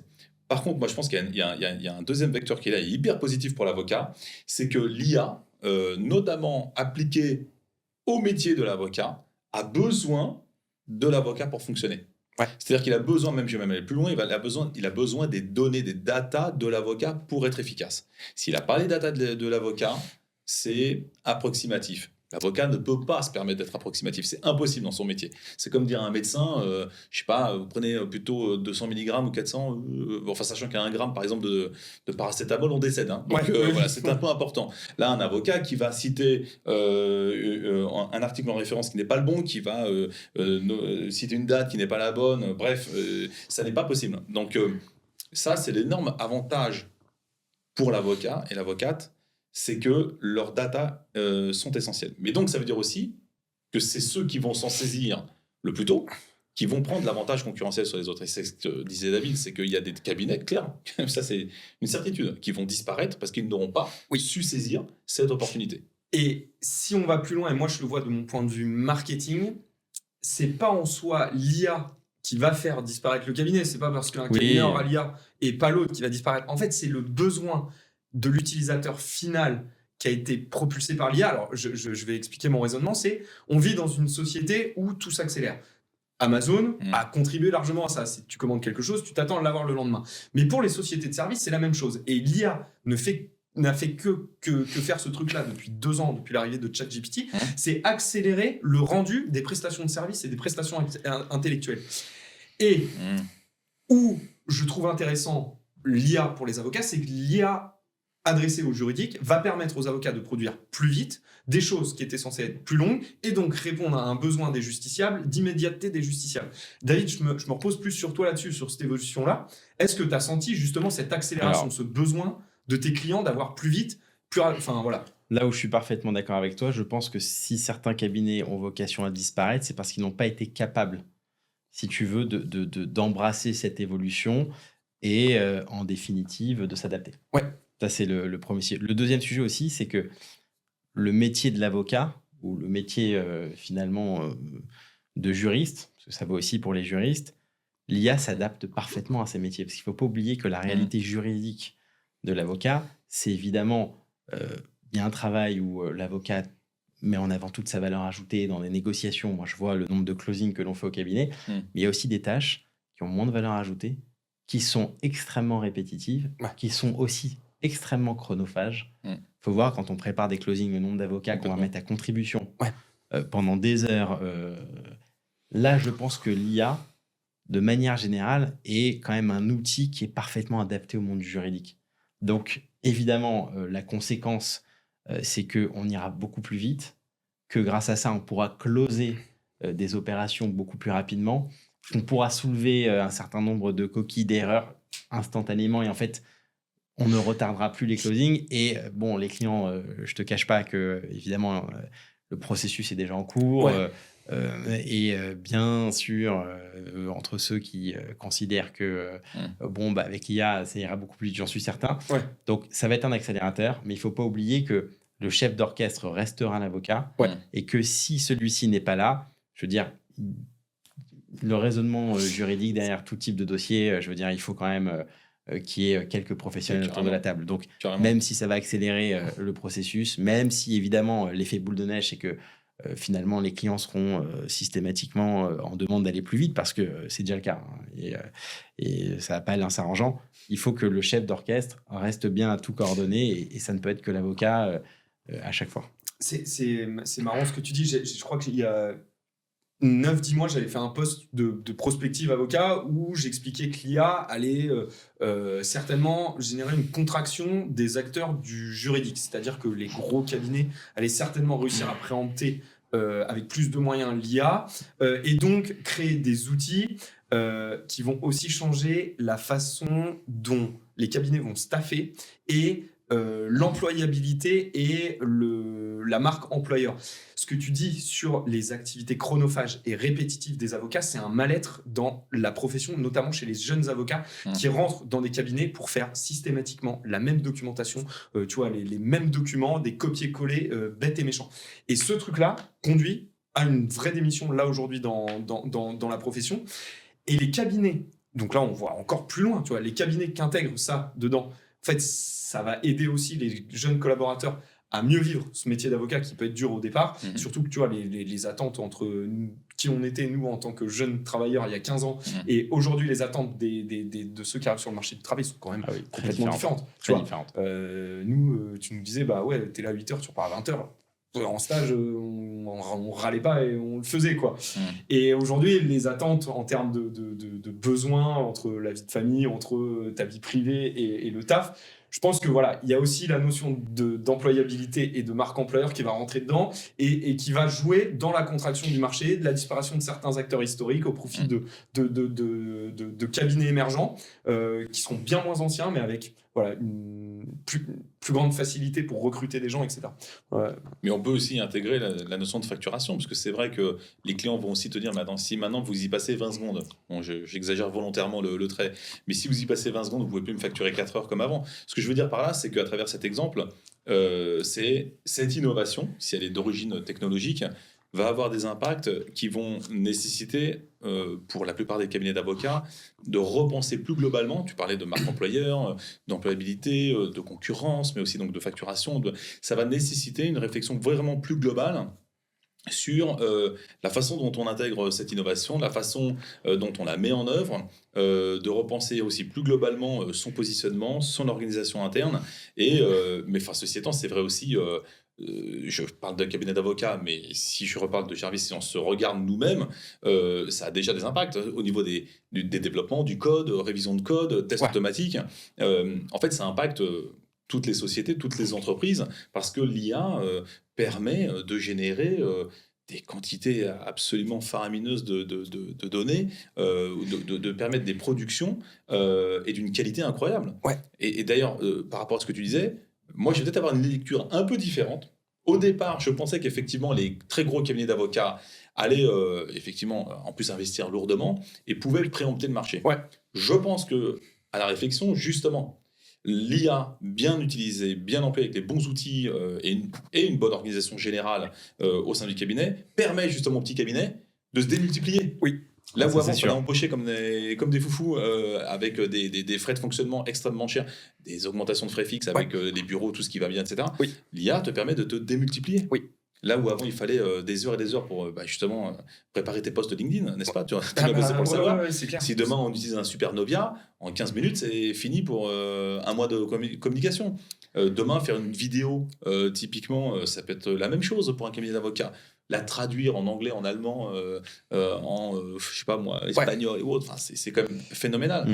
Donc, un avocat qui était, entre guillemets, démuni, parce qu'il n'avait pas les compétences pour le faire ou le savoir-faire pour le faire, demain, avec les bons outils, mais donc la nécessité du coup de se former et de continuer à s'alimenter de tout cela, va pouvoir répondre en fait ou relever des défis qui étaient juste inaccessibles à l'époque. C'est en fait, si tu reprends le truc, il y a une inertie qui est telle, et je pensais que cette inertie allait, tu vois, au bout de 2 ans, commencer à s'installer. Enfin, une fois lancé, je me suis dit, c'est bon, des gros cabinets, pour les citer, enfin, De Gaulle-Florence, De Bouzy ou quoi, enfin, tu vois, c'est quand même. Je me suis dit, c'est bon, ils vont s'engager dedans, mettre des moyens financiers conséquents pour l'intégrer. Il n'y a rien. Alors, attends, ceci étant, moi, perso, pardon, je ne vais pas parler à la place des avocats, mais moi, en tout cas, de ceux qu'on croise, alors là, pour le coup, autant on a mis, je parlais tout à l'heure, vous vous rappelez, quand je parlais du cloud, on a mis 4 ans, 5 ans à vraiment expliquer ce que c'était le cloud, il fallait convaincre. Là, il faut rendre quand même à César ce qui est à César. Je trouve que la profession a parfaitement identifié l'opportunité. Alors, risque, opportunité, on verra en fonction des uns des autres. Mais ont parfaitement identifié l'absolue nécessité, en tout cas, de s'emparer du sujet. Que ce soit d'un point de vue positif ou négatif, peu importe. Mais là, nous, on a un nombre de cabinets qui, quand on leur fait les démos, quand on leur montre comment ça fonctionne, et qui en plus sont force de proposition, c'est-à-dire que se projettent totalement et quasi instantanément dans l'usage de cette innovation dans leur quotidien.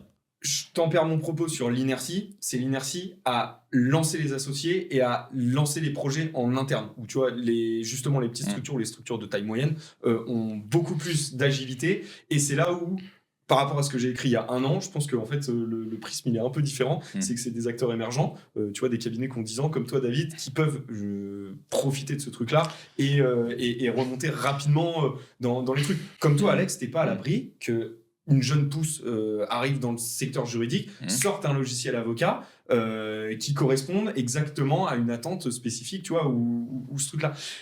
Ah bah c'est sûr que l'innovation peut jaillir de partout, ça c'est une certitude. Mais c'est aussi pour ça d'ailleurs qu'on a décidé de rejoindre le groupe LexisNexis, c'est qu'on était assez convaincus que le temps était venu de se faire se rencontrer, le contenant et le contenu, la techno et la data. Parce qu'effectivement, Lexis a un contenu juridique extrêmement dense, de très haute qualité, et qu'il était temps de les mettre en perspective et de créer des passerelles entre ces différents outils. Je pense que l'IA aussi résonne vraiment spécifiquement chez les avocats pour une raison.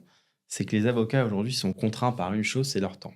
C'est-à-dire qu'on prend n'importe quel cabinet, quelle que soit sa taille, les avocats sont contraints par les 24 heures qui existent dans une journée et ils sont systématiquement débordés. l'IA, c'est quand même une promesse finalement d'augmentation ou une promesse de gain de productivité. Oui. Donc, ça ne peut que parler à tous les avocats. Maintenant, là où il y a un vrai sujet, c'est une fois que, et on en parle beaucoup entre confrères, et l'IA, moi, je vois mes collaborateurs qui ont maintenant quasiment 10 ans de moins que moi. Je veux dire, c'est des sujets avec lesquels ils sont très à l'aise. Ouais. Ils me disent, mais accélère, là, il y a ce sujet-là. Moi, j'aimerais effectivement pouvoir. On en parle tous les jours. Donc, je pense que c'est ancré. On a la compréhension dans le métier d'avocat il va se passer un truc. Maintenant, c'est par où on commence. Ouais. Quelle est la prochaine étape? Et évidemment, quand on est seul, la prochaine étape, généralement, elle va beaucoup plus rapidement que quand il faut convaincre finalement ses 15 associés. Sur ces 15 associés, il y en a 3 qui ont plus... il y a aussi un sujet de génération. Hein, c'est comprendre aujourd'hui. Bien sûr. Donc, évidemment, tout le monde l'a compris. Maintenant, c'est comment on le met en place. Et ça, c'est les éditeurs, tu vois, c'est les acteurs de l'édition logicielle juridique qu'on attend cette solution-là qui va correspondre au plus grand nombre des avocats. Est-ce que c'est une émanation de Microsoft qu'ils sont en train de faire en mettant du copilote du copilote dans les bases de données directement? Est-ce que ça pourrait, voilà. Ça pourrait.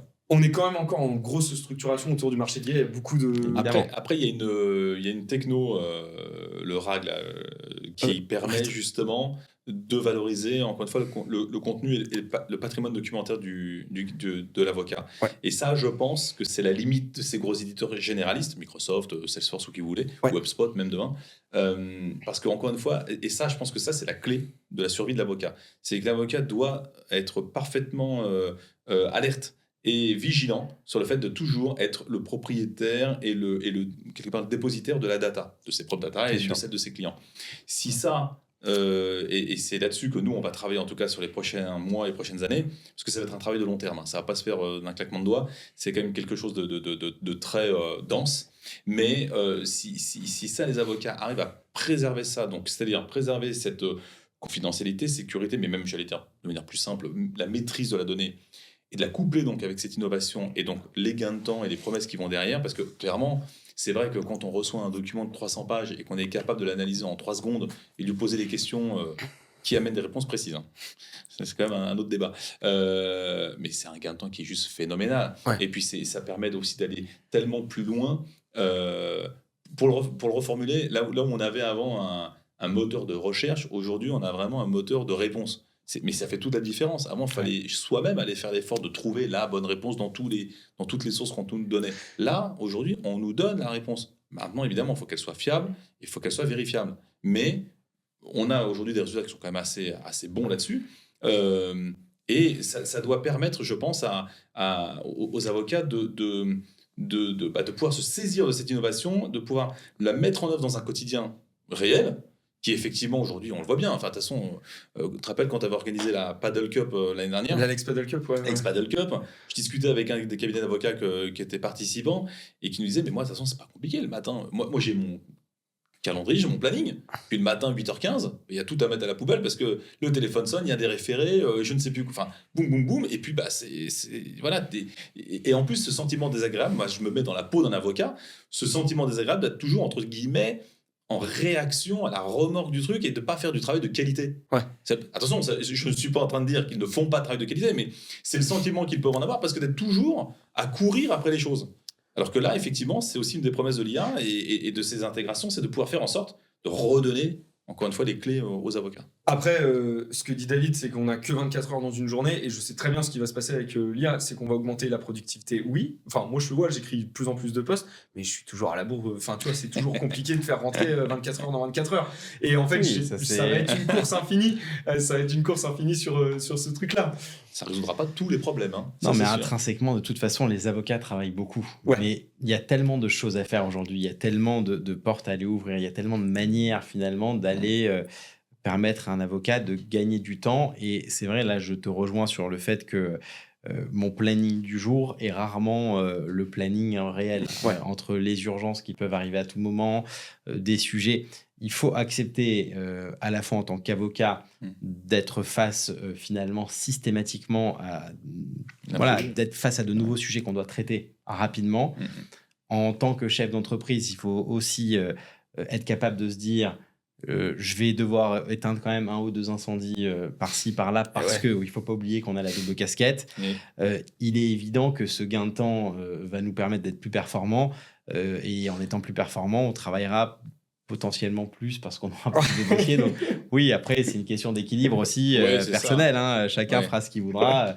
Celui qui, grâce à l'IA, va se dire je peux traiter 10 dossiers là où j'en traitais 3. Bon, je vais traiter les 10 versus celui qui continuera à dire moi, je veux juste traiter mes 3 dossiers et avoir plus de temps pour aller faire du paddle ou que sais-je. Tu vois, c'est vraiment c'est ça l'idée. Ceci étant, là, les statistiques INSEE sont sorties il n'y a pas très longtemps. De manière générale en France, les gains de croissance ne sont pas faits sur la productivité. On a même un niveau de productivité qui baisse.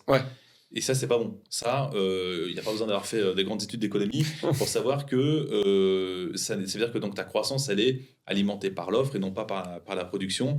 Et que tant qu'il y a une politique qui soutient l'offre, ok, très bien. Bon, a priori, vu ce qui se profile, ça risque d'être un peu plus tendu. Bref, tout ça pour dire que pour ce qui concerne les avocats, oui. Alors, est-ce que ça résoudra tous les problèmes ? Non. Et comme tu disais, effectivement, la double casquette entrepreneur fait que de toutes les manières, ça ne remplacera pas les problèmes de management, les problèmes RH, les problèmes, je sais pas moi, financiers ou autres, ça ne sera pas résolu par l'IA. Mais si déjà tu dégages des gains de productivité substantiels qui te permettent d'avoir justement plus de temps pour réfléchir à ces sujets connexes qui ne seront pas traités par ces sujets-là, par ces innovations-là, c'est quand même déjà évidemment un vrai atout.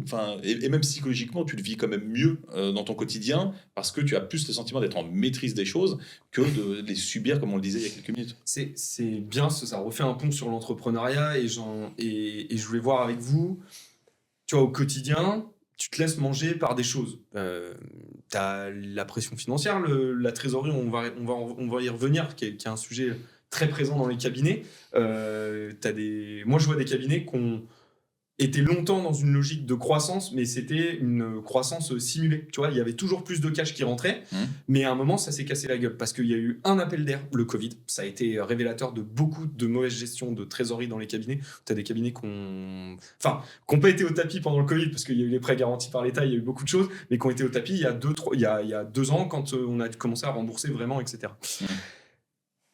David, dans ta pratique innovante du droit, sur quoi, toi, tu te focalises en tant que chef d'entreprise, avocat, tu vois ?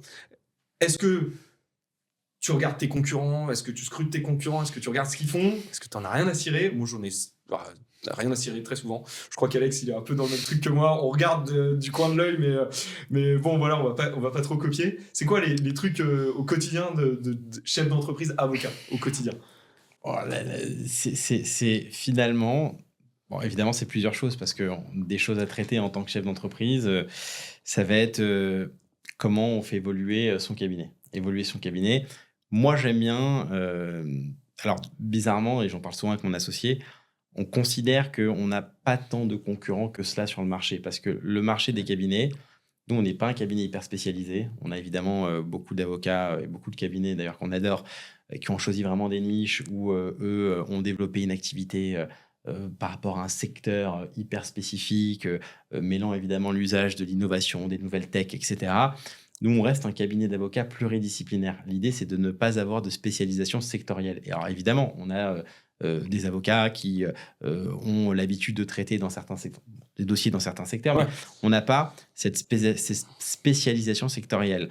Donc, je considère qu'on a finalement peu de concurrents sur l'éventail des cabinets pluridisciplinaires qui ont vocation à traiter du droit social, de la propriété intellectuelle, du droit des affaires, donc du droit des contrats, également du droit social, qui est vraiment un gros volet de notre activité.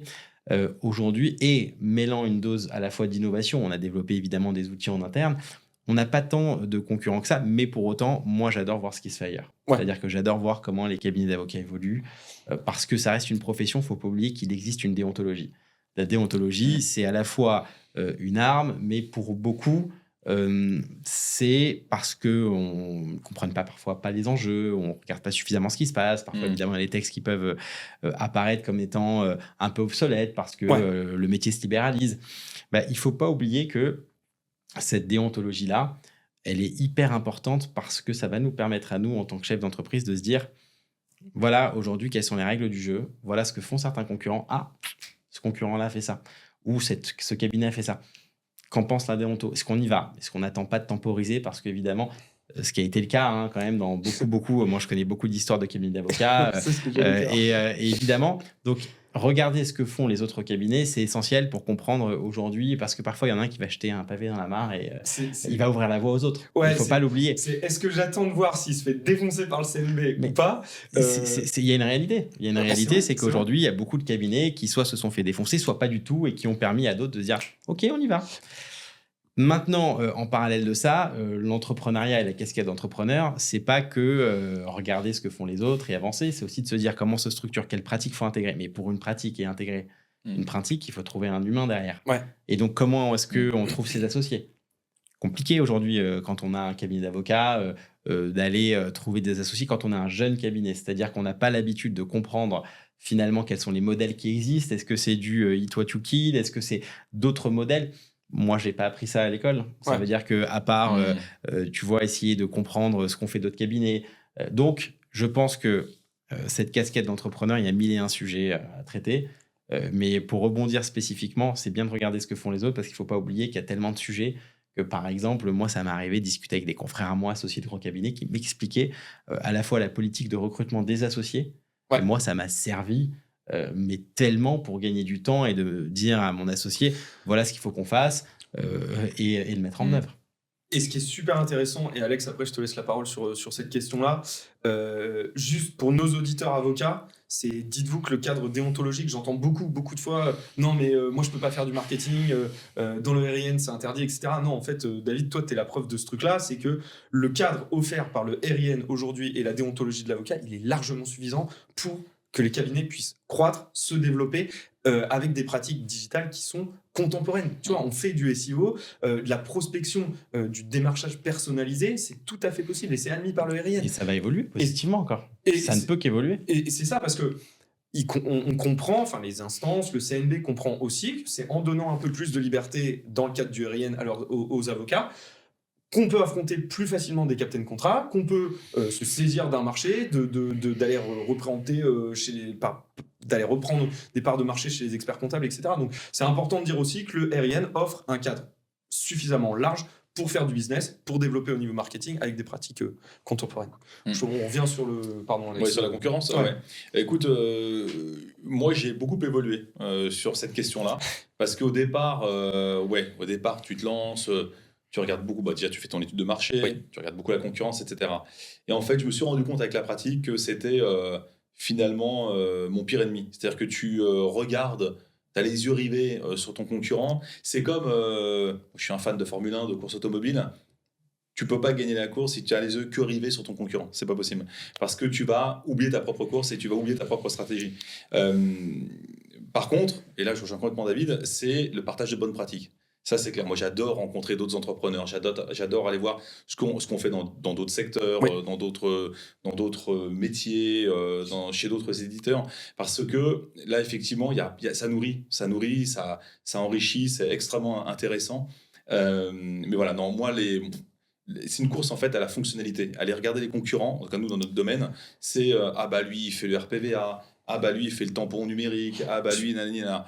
Ok, mais ça ne me dit pas vraiment si c'est utilisé par les utilisateurs. De toute façon, de manière générale, de manière très concrète, on est souvent en concurrence. Donc, s'il y a vraiment quelque chose qui doit nous manquer, et c'est là où il faut être à l'écoute de ses clients, de son marché, on va nous le dire. Oui. Là, par exemple, on ne va pas vous prendre parce que vous n'avez pas ça. Ou alors, si vous aviez ça, ce serait comme sympa. Voilà. Et là, on voit, et là, on analyse. On parlait tout à l'heure de développement spécifique, où tu sais, sur les contrats spécifiques, etc. Soit on l'identifie comme un vrai besoin général pour l'ensemble de nos utilisateurs. À nous, par contre, là, d'être suffisamment agile pour l'intégrer, amender notre roadmap sans y passer 4 ans. Ou à l'inverse, de le laisser de côté, mais de l'assumer. Et c'est ce qui fait notre identité, c'est ce qui fait notre ADN, c'est ce qui fait aussi que Jarvis aujourd'hui est une application qui reste simple et facile à utiliser, parce qu'on n'a pas voulu faire la course à l'échalote, à dire, oui, moi, regardez ma liste fonctionnelle, je peux vous dérouler une sorte de parchemin de 12 km et demi, qui trop pétrin mal embrasse. Donc, nous, ce qu'on veut faire, c'est faire les choses bien. On fait peut-être pas tout, mais en tout cas, ce qu'on fait, on le fait bien. Ouais, je suis entièrement d'accord avec toi sur le fait de se dire, ok, c'est pas parce que lui a cette feature-là, ou c'est pas parce que ce cabinet-là est passé à l'abonnement, ou ce cabinet-là s'est engagé dans ce nouveau truc législatif, tu vois, le passeport, le passe-pays, tu vois, et que je dois y aller parce que en faisant des micro-pivots comme ça, très court-termistes, tu perds la vision, toi, de ton produit, où est-ce que tu voulais aller. Moi, je le vois avec Supernovia. Les concurrents, ils étaient en avance sur nous parce qu'ils reproduisaient le style sur telle façon, ou alors ils avaient mis du speech-to-text pour... Et en fait, moi, j'avais mon truc en tête en me disant, en fait, eux ont pris une vision où ils sont monolithiques sur LinkedIn. Moi, j'ai plus vocation à faire une application qui va... Parce que j'avais le nez de me dire que l'IA allait nous offrir un tel truc multimodal que me concentrer que sur le texte, c'était un peu bête. Et du coup, c'est pour ça qu'on a tout de suite intégré d'autres trucs. Tu vois, faire des scripts pour les vidéos TikTok. Parce que moi, je vais avoir fait les scripts, mais peut-être que dans 1 an, la vidéo générative sera suffisamment aboutie pour que depuis mon application, je puisse transformer mes scripts en vidéo. Et ce truc-là, il est important dans les cabinets. Je reviens aussi, David, sur comment... On parle beaucoup, on a parlé de la trésorerie, etc. La trésorerie, quand tu es en début d'activité, c'est une tannée. Réussir à avoir un petit matelas de sécurité, c'est hyper important pour les trous d'activité. C'est un stress permanent, on le sait tous, et on est tous, entre chefs d'entreprise, avocats ou quoi, on est tous passés par là. Aujourd'hui, David, après, avec 10 ans de recul, est-ce que c'est simple pour un cabinet d'avocats d'accéder au financement ? Tu vois, comment tu as financé ta croissance ? Comment tu as fait ? Quelles ont été les grandes étapes, Alex, on en reviendra aussi sur le monde du SaaS, etc. Par quelles étapes on passe dans l'entrepreneuriat pour se développer ? Aujourd'hui, on a de la chance, on est bien accompagné, mais ça n'a pas toujours été le cas. Le premier sujet, c'est quand on s'installe, qu'est-ce qu'on fait ? Est-ce qu'on fait un crédit ? Est-ce qu'on se dit qu'il nous faut peut-être 1 an de trésor pour... Moi, je ne suis pas partisan de cette logique-là parce qu'aujourd'hui, on a la chance de pouvoir s'installer finalement avec peu de moyens. Ça veut dire que quand on est avocat, on a besoin d'un ordinateur, de ses neurones et évidemment d'être accompagné par un bon logiciel. C'est tout. Ouais. Une fois qu'on a tout ça, évidemment, se pose la question des locaux. Les locaux, on le sait tous aujourd'hui, je veux dire, on a chacun notre avis dessus. Moi, j'ai beaucoup de mes collaborateurs qui me disent « je veux être full remote ». J'en ai d'autres qui me disent « j'ai besoin… ». Bon, ça, chacun, évidemment. Mais il y a quand même beaucoup de solutions qui sont offertes aux avocats aujourd'hui pour trouver des domiciliations ou en tout cas d'avoir peu de dépenses au départ. Maintenant, comment est-ce qu'on finance sa croissance ? Parce que quand on se rend compte qu'on commence à toucher du doigt quelque chose qui fonctionne, là, ça devient un peu plus chaotique. Parce que les avocats n'ont pas eu l'habitude de se faire financer. Il y a peu d'opérations aujourd'hui sur le capital des cabinets d'avocats. Donc, ça veut dire que les avocats, par définition, n'ont pas l'habitude de céder, d'acheter, de vendre leur cabinet. Quelques sujets où on rachète potentiellement une clientèle, qu'on ne sait même pas comment est-ce qu'on la valorise. Est-ce que c'est une fois le CA ? Est-ce que c'est un peu moins ? Est-ce que c'est un peu plus ? Donc, finalement, les avocats, quel que soit leur domaine d'activité, ne sont pas habitués aux propres opérations sur leur structure. Donc, déjà, quand je parle de structure, ça dépend aussi de la manière dont on est structuré. Si on est structuré en CELAR, si on est structuré en BNC, comment est-ce qu'on se finance ? Les banques ne réagissent pas de la même manière, n'octroient pas les mêmes financements, ne demandent pas les mêmes garanties. Donc, au début, je considère qu'il faut s'installer le plus vite possible avec finalement le minimum de moyens. La prise de risque est quand même maîtrisée parce que si ça ne fonctionne pas, on n'a pas non plus suffisamment de... on n'a pas de crédit, on n'a pas... Donc, on peut retourner à un mode d'exercice différent. C'est aussi la beauté du métier. C'est que moi, quand je me suis installé, je me suis dit, bon, si ça fonctionne, tant mieux. Si ça ne fonctionne pas, je peux retourner prendre une collab dans un cabinet ou trouver. Donc, par contre, quand on cherche à accélérer sa croissance, c'est là où, effectivement, il y a un trou dans la raquette pour moi. J'ai mis longtemps à trouver finalement le bon établissement pour m'accompagner et franchement, j'ai passé quasiment 1 an et demi sur des sujets de trésorerie à me dire. Ce qui est dommage, c'est qu'on a une augmentation de notre chiffre de 30 à 40% par an. Mais ce qui est encore plus dommage, c'est que évidemment, on n'a pas la maîtrise aujourd'hui de notre BFR et on ne sait pas comment le financer.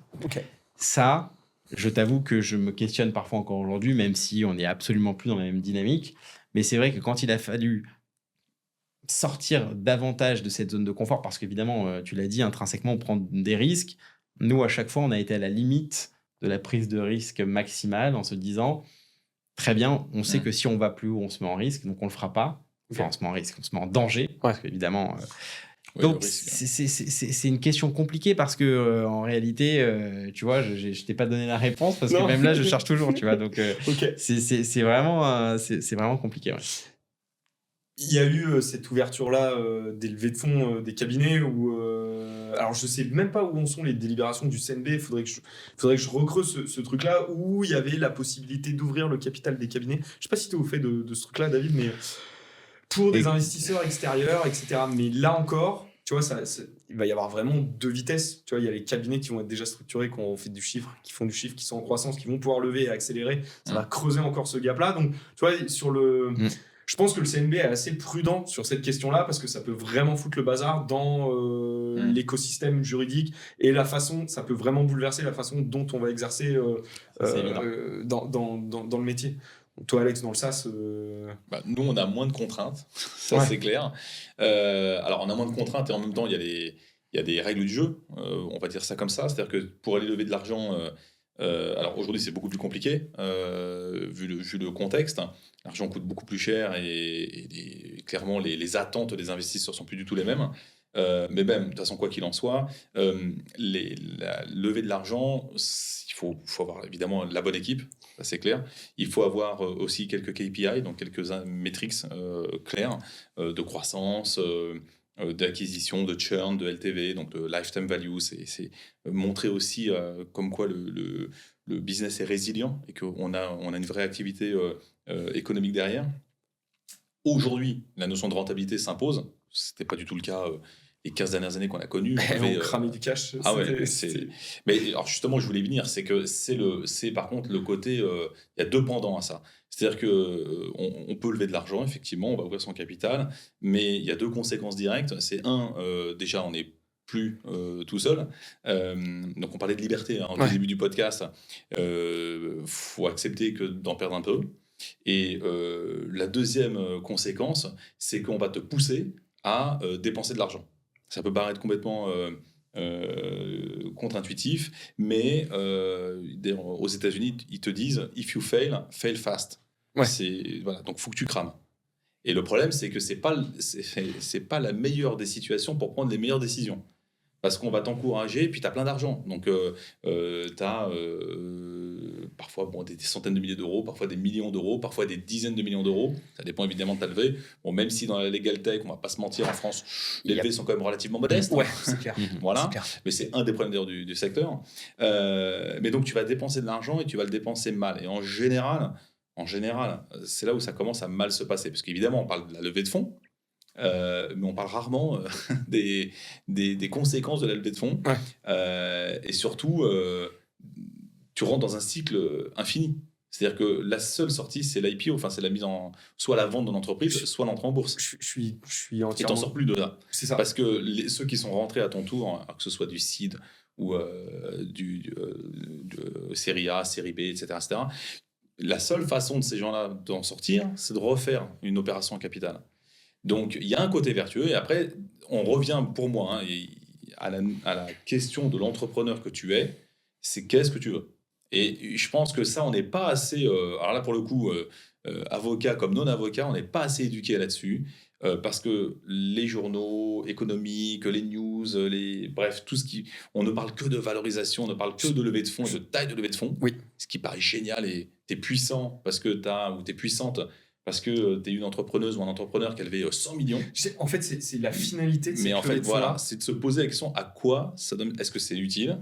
À quoi ça va me servir? Ouais. Qu'est-ce que ça me permet d'obtenir? Où je veux aboutir? Et surtout, comment je fais ensuite derrière pour aller... Parce que si tu vises que le premier tour, ça va pas très bien se passer. Il faut très très vite penser aux 2, 3, 4, 5 tours.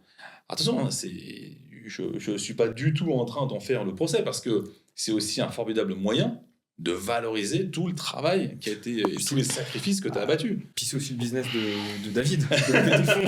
Non, mais... Je ne veux pas remettre en cause aujourd'hui. Non, mais du tout le débat. ce que tu dis est tellement vrai, mais il faut pas oublier quelque chose, c'est que les levées de fonds, on peut penser que c'est un cercle vertueux, tu lèves des fonds, donc tu as plus de moyens.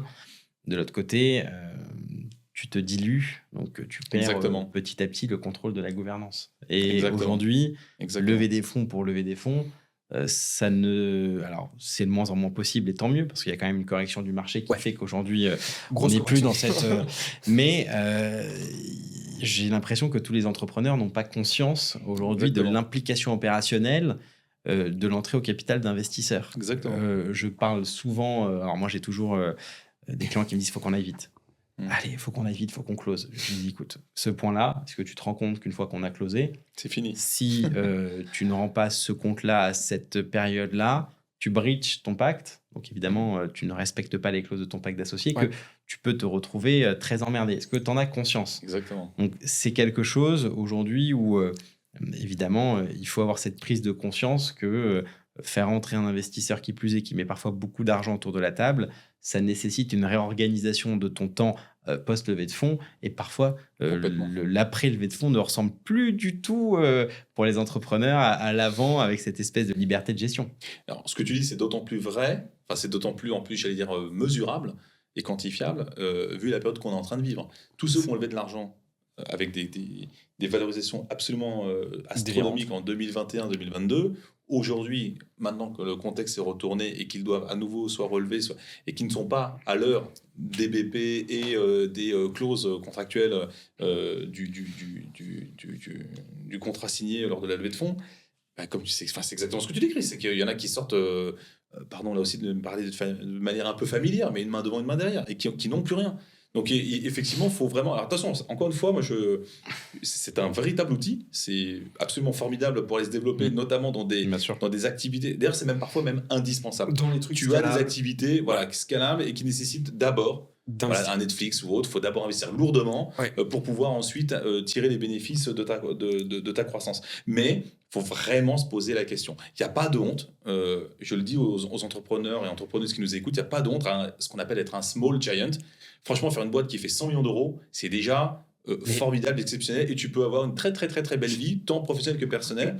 Tu n'as pas forcément besoin de scaler à la licorne. Tout dépend de ce qu'on veut en tant qu'entrepreneur. C'est exactement ça, c'est que même une boîte qui fait 2 millions, où tu as une équipe de 20 personnes et que tu t'épanouis et ta boîte tu te payes ton salaire à 7000 balles par mois et t'es bien, tu vois, c'est la finalité. C'est quoi d'aller lever des fonds? Ça dépend de ton objectif. Exactement. Et son ambition, on va dire ça comme ça. Ouais, c'est ton ambition, la façon. Tu vois, c'est ce qu'on appelle nous les bootstrappers. C'est en gros les mecs qui construisent la boîte de A à Z. Moi, je suis un peu dans ce mode-là, tu vois, l'idée c'est de construire une équipe, faire grandir l'équipe et de partager cette aventure-là et lever des fonds pour aller cramer du cash. Ça, c'est important aussi ce que tu dis, parce qu'il y a un mindset aussi de l'entrepreneur ou de l'entrepreneuse. Parce qu'une fois qu'on a levé de l'argent, et beaucoup d'argent, c'est aussi pour constituer une boîte d'une taille qui n'a plus rien à voir. C'est un peu ce que tu disais sur la gouvernance. Alors, il y a la gouvernance avec le board, mais après aussi, est-ce que oui ou non, on est la bonne personne pour gérer non plus 20 personnes, mais peut-être 200 ou 2000. C'est clair. C'est plus du tout le même taf. C'est plus du tout la même horizon. Il faut apprendre on est vachement dans le doer, dans le doing. On est beaucoup plus dans le management et ça correspond pas forcément à tout le monde. Il y en a qui sont excellents pour faire du bootstrap, comme tu le disais, et qui vont pas être forcément les meilleurs pour la suite. À l'inverse, il y en a qui vont être formidables pour scaler des boîtes, mais qui n'auront pas été forcément les bonnes personnes pour les faire naître et modéliser le modèle économique initial. Donc il faut vraiment se poser c'est vraiment une question, c'est ce qu'on évoquait, globale, de se dire, est-ce que je lève de l'argent? Oui, pourquoi? À quelle échéance? À quelle finalité? Et c'est pas simple, c'est pas simple, parce qu'il y a aussi évidemment toute la pression du contexte et de l'environnement. Tu as ton business model en tant que tel. Est-ce que tu es capable de pérenniser rapidement ton activité? Toi, David, en tant que cabinet, est-ce que tu as réussi à créer un MRR, c'est le revenu récurrent mensuel? Tu as réussi à faire ça dans un cabinet? Comment tu l'as fait? Alex, en mode SaaS, nous, on sait pourquoi, mais... On n'a pas le choix. Voilà. En fait, tu sais ce que j'avais dit au début, c'était cette espèce de valeur que cherchaient certaines boîtes, qui était le cabinet, donc le traitement des dossiers, je veux dire presque quotidien, day-to-day, quel que soit le domaine d'activité. Et c'est aussi cette capacité à pouvoir tout de suite, rapidement, appeler son avocat pour des sujets stratégiques et qu'il soit dans l'hyper-réactivité. Et ça, très tôt, on s'est dit... En fait, il y a une dimension du métier d'avocat qui est la dimension, finalement, itération avec le client sur un certain nombre d'enjeux. À partir de là, on a dû mettre ça en place il y a maintenant 2-3 ans, on a mis en place une offre, on s'est dit, on ne va évidemment la proposer qu'avec les clients avec lesquels on travaille de manière hyper récurrente. Aujourd'hui, j'ai des clients que j'ai quasiment 4 à 5 fois par semaine, Ah ouais, ok. qui sont des sociétés que j'ai connues quand elles étaient une dizaine de salariés. Aujourd'hui, elles sont 200, 300. Et en fait, ça rejoint aussi ce que tu dis, c'est que deux choses. Un, on a créé cette offre-là, une espèce d'offre mensualisée où finalement, alors on est vraiment sur la tarification qui va être presque sur mesure en fonction du client qu'on a. Mais le point commun, c'est deux choses. C'est un, ils sont tous passés par des sujets de financement, avec post-financement, mais un nombre de chantiers absolument vertigineux. Embaucher 250 salariés en un an, je veux dire, la RH, il y a de fortes chances qu'au bout d'un an, elle te dise « j'ai plus de force, j'arrête de bosser ».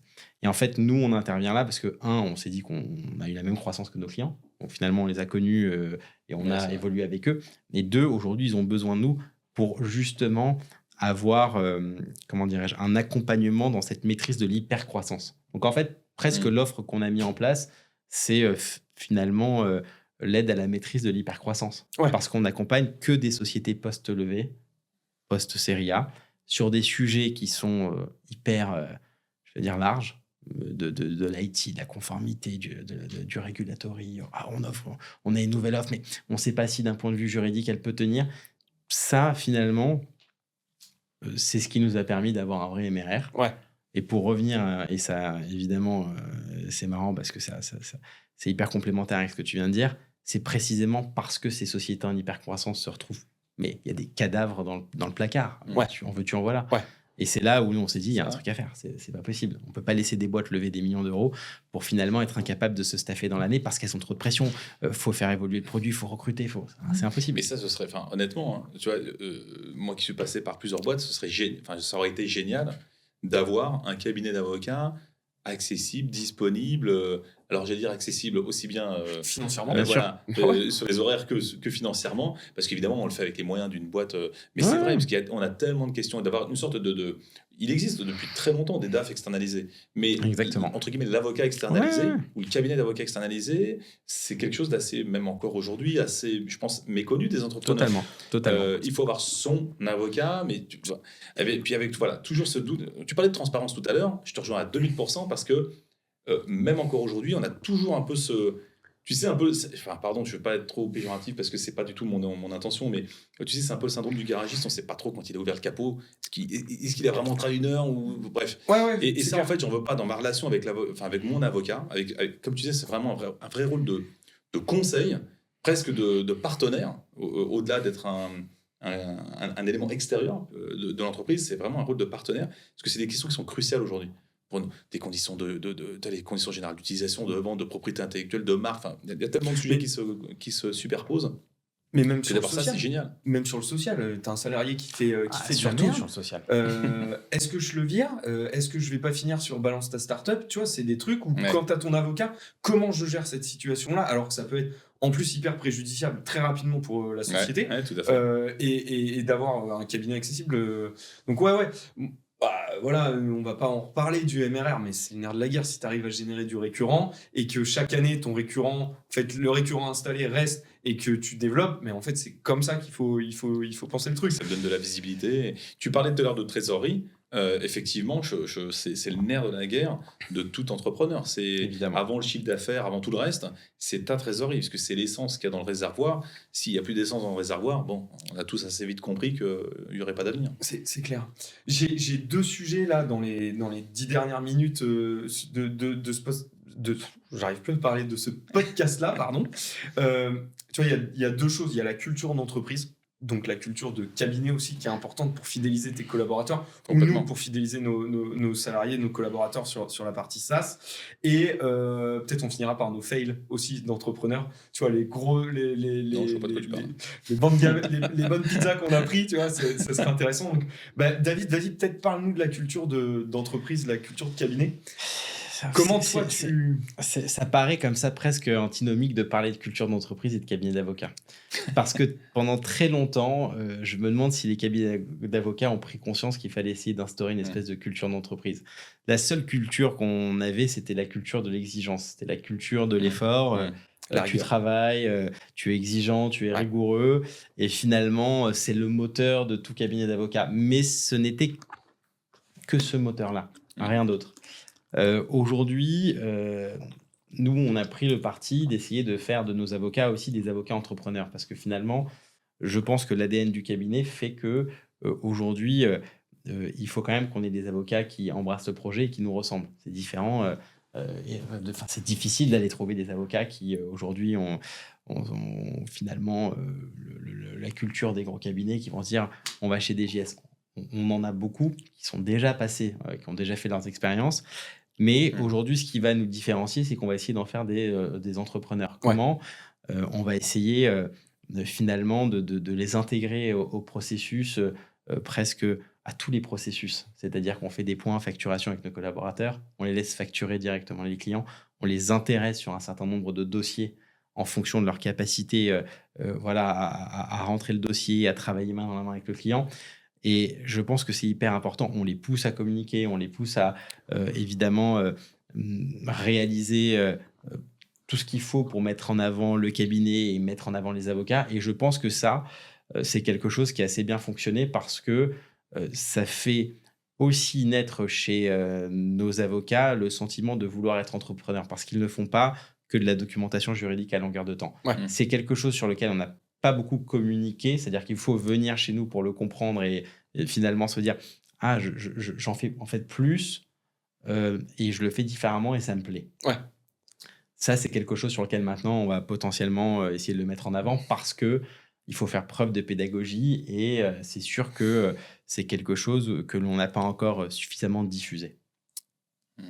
Et c'est important aussi, je pense, de s'appuyer sur des collaborateurs long terme que tu engages à long terme pour le développement et la pérennisation de ton business. Chaque collaborateur peut devenir associé. Voilà. C'est vraiment, aujourd'hui, je pars du principe que la contrainte, c'est le temps. On n'a que 24 heures dans une journée. Je ne serai jamais parasité par le fait d'avoir un collaborateur dans la même matière que moi qui devient associé. Au contraire. Oui, donc, chaque collaborateur peut potentiellement devenir un associé. C'est la règle chez nous. Ok. Alex? Écoute, ouais. Non, mais c'est hyper important. On dit souvent d'ailleurs que l'entreprise, j'imagine le cabinet, est à l'image de son fondateur ou de son dirigeant, avec les bons et les moins bons côtés, hein, forcément. Ouais. Mais effectivement, je pense que c'est ça. Mais c'est aussi, pour reboucler avec le début du podcast, c'est aussi une des motivations fortes, en tout cas personnellement, d'avoir voulu créer des entreprises, c'est de le faire de manière donc collective, comme je le disais, de réunir autour de soi des équipes. Alors, c'est pas qu'ils nous ressemblent, mais avec qui on partage des valeurs et des principes qui sont hyper forts et qu'on va aussi nourrir ensemble, on va travailler ensemble, on va grandir ensemble. Et ça, tu te rappelles, on a bossé ensemble. Ouais. Moi, je veux laisser beaucoup d'autonomie aux uns et aux autres. Alors, ça peut être parfois perçu comme dur parce que on peut avoir le sentiment d'être un peu livré à soi-même et de devoir faire les choses un peu tout seul, de se laisser entre guillemets ou d'être un peu, je vais pas dire abandonné, mais délaissé. Mais encore une fois, moi l'idée, même s'il y a cette image un peu galvaudée j'embauche des gens qui sont meilleurs que moi et bref, les fameuses phrases de Steve Jobs et autres là, mais en fait c'est pas tellement, peu importe soit meilleur ou moins bon, enfin c'est pas ça tellement le débat, c'est que en tout cas dans nos entreprises, chaque individu est un rouage essentiel du fonctionnement général. Ouais. Mais vraiment essentiel. C'est pas pour leur faire plaisir ou parce qu'ils vont m'écouter un jour sur le podcast, non. Parce que honnêtement, vraiment, ils ont un rôle essentiel. Je suis entièrement d'accord. T'as une culture 100% digitale comme nous. Le Covid, toi, ça a été bénéfique dans le sens où tu t'es dit « Putain, mais pourquoi j'ai des locaux ? Franchement, ça me coûte un bras chaque mois, j'en ai pas besoin, etc. » Nous, ça a été... Je crois que j'ai eu ma première boîte où on a eu des petits locaux, tu vois, on avait 45 mètres carrés à Bastide, mais c'était tout. Depuis, c'est 100% digital. Quand tu dis qu'il faut avoir une boîte où tu embauches des gens qui te ressemblent, en fait, c'est pas vraiment qui te ressemblent. Ils te ressemblent dans le fond et dans la finalité de la pensée. Tu as besoin de gens autonomes parce que toi-même, tu es autonome. Mais si toutes les personnes te ressemblaient, ta boîte, elle grossirait pas. Tu vois, il faut se nourrir. On partage des valeurs et des principes. Ouais, pas qui nous ressemblent, mais c'est exactement ça. On partage les mêmes valeurs, par contre. Et ce que tu dis sur l'autonomie, c'est dur dans le sens où tu as l'impression d'être lâché aussi, mais c'est aussi dur dans un autre truc. Et moi, je le vois aujourd'hui parce que je laisse énormément de liberté aux équipes dans leur façon d'exercer, leur façon de faire. Je leur demande le résultat. En fait, je leur donne un résultat. Mais du coup, en leur laissant l'autonomie, ça veut dire que tu leur laisses la responsabilité de se planter aussi. Tu vois ? C'est-à-dire que tu ne peux pas C'est sûr. Enfin, moi, ça me fait du bien et je me décharge de ça un peu aussi. C'est que je ne porte pas tous les échecs de ma boîte parce que j'ai laissé de la liberté à mes collaborateurs ou les gens avec qui je travaille. J'en porte la responsabilité quand j'ai mal cadré une demande initiale, tu vois, sur lequel tu demandes ce qu'on fasse quelque chose. Et in fine, ce sera toi de toute façon. Et c'est toi. Mais tu vois, bien sûr. ce mindset-là, c'est hyper important et c'est difficile de trouver les bonnes personnes aussi avec qui travailler, tu vois. Ouais. C'est des trucs... Mais ça, on parlait du capital tout à l'heure, mais l'humain, c'est un des assets les plus... difficile, mais en même temps aussi qui a le plus de valeur dans ton entreprise. Parce qu'une fois que tu as une équipe super constituée, mais ça change absolument tout. Mais tu le vois sur les boîtes qui lèvent des fonds, qui recrutent très rapidement beaucoup de salariés, souvent ça explose et tes primo salariés se barrent assez vite parce qu'ils perdent toute leur valeur et les boîtes se cassent la gueule à ces moments-là, tu vois, parce que tu perds les premiers, les fondateurs du truc, ceux qui avaient le fameux cadre culturel on évoquait, quand tu embauches 250 personnes en une année, sachant que tu étais 22 au départ, forcément, ça dilue et ça peut avoir comme conséquence, ce que tu dis, perdre ceux qui étaient un peu les détenteurs du temple, quoi, qui étaient là et qui portaient ces valeurs et qui malheureusement s'en vont et qui fait que tout se délite derrière effectivement assez vite. Ouais, ça peut en tout cas se déliter. Ouais. Et du coup, j'ai fait une bonne ouverture. Je me remercie encore de cette ouverture-là sur nos fails. C'est quoi vos plus gros fails d'entrepreneur ? C'est quoi le... Qu'est-ce que, tu vois, moi, ça fait 12 ans là que je suis... Ouais, ça va faire 12 ans ma première boîte, je crois. J'ai perdu mon témoin de mariage et mon meilleur pote. Voilà, donc déjà, ça s'est fait, tu vois. Le parrain de mon fils aussi. Très bien. Bon, t'as ta femme toujours, c'est bon. J'ai toujours ma femme. Bien.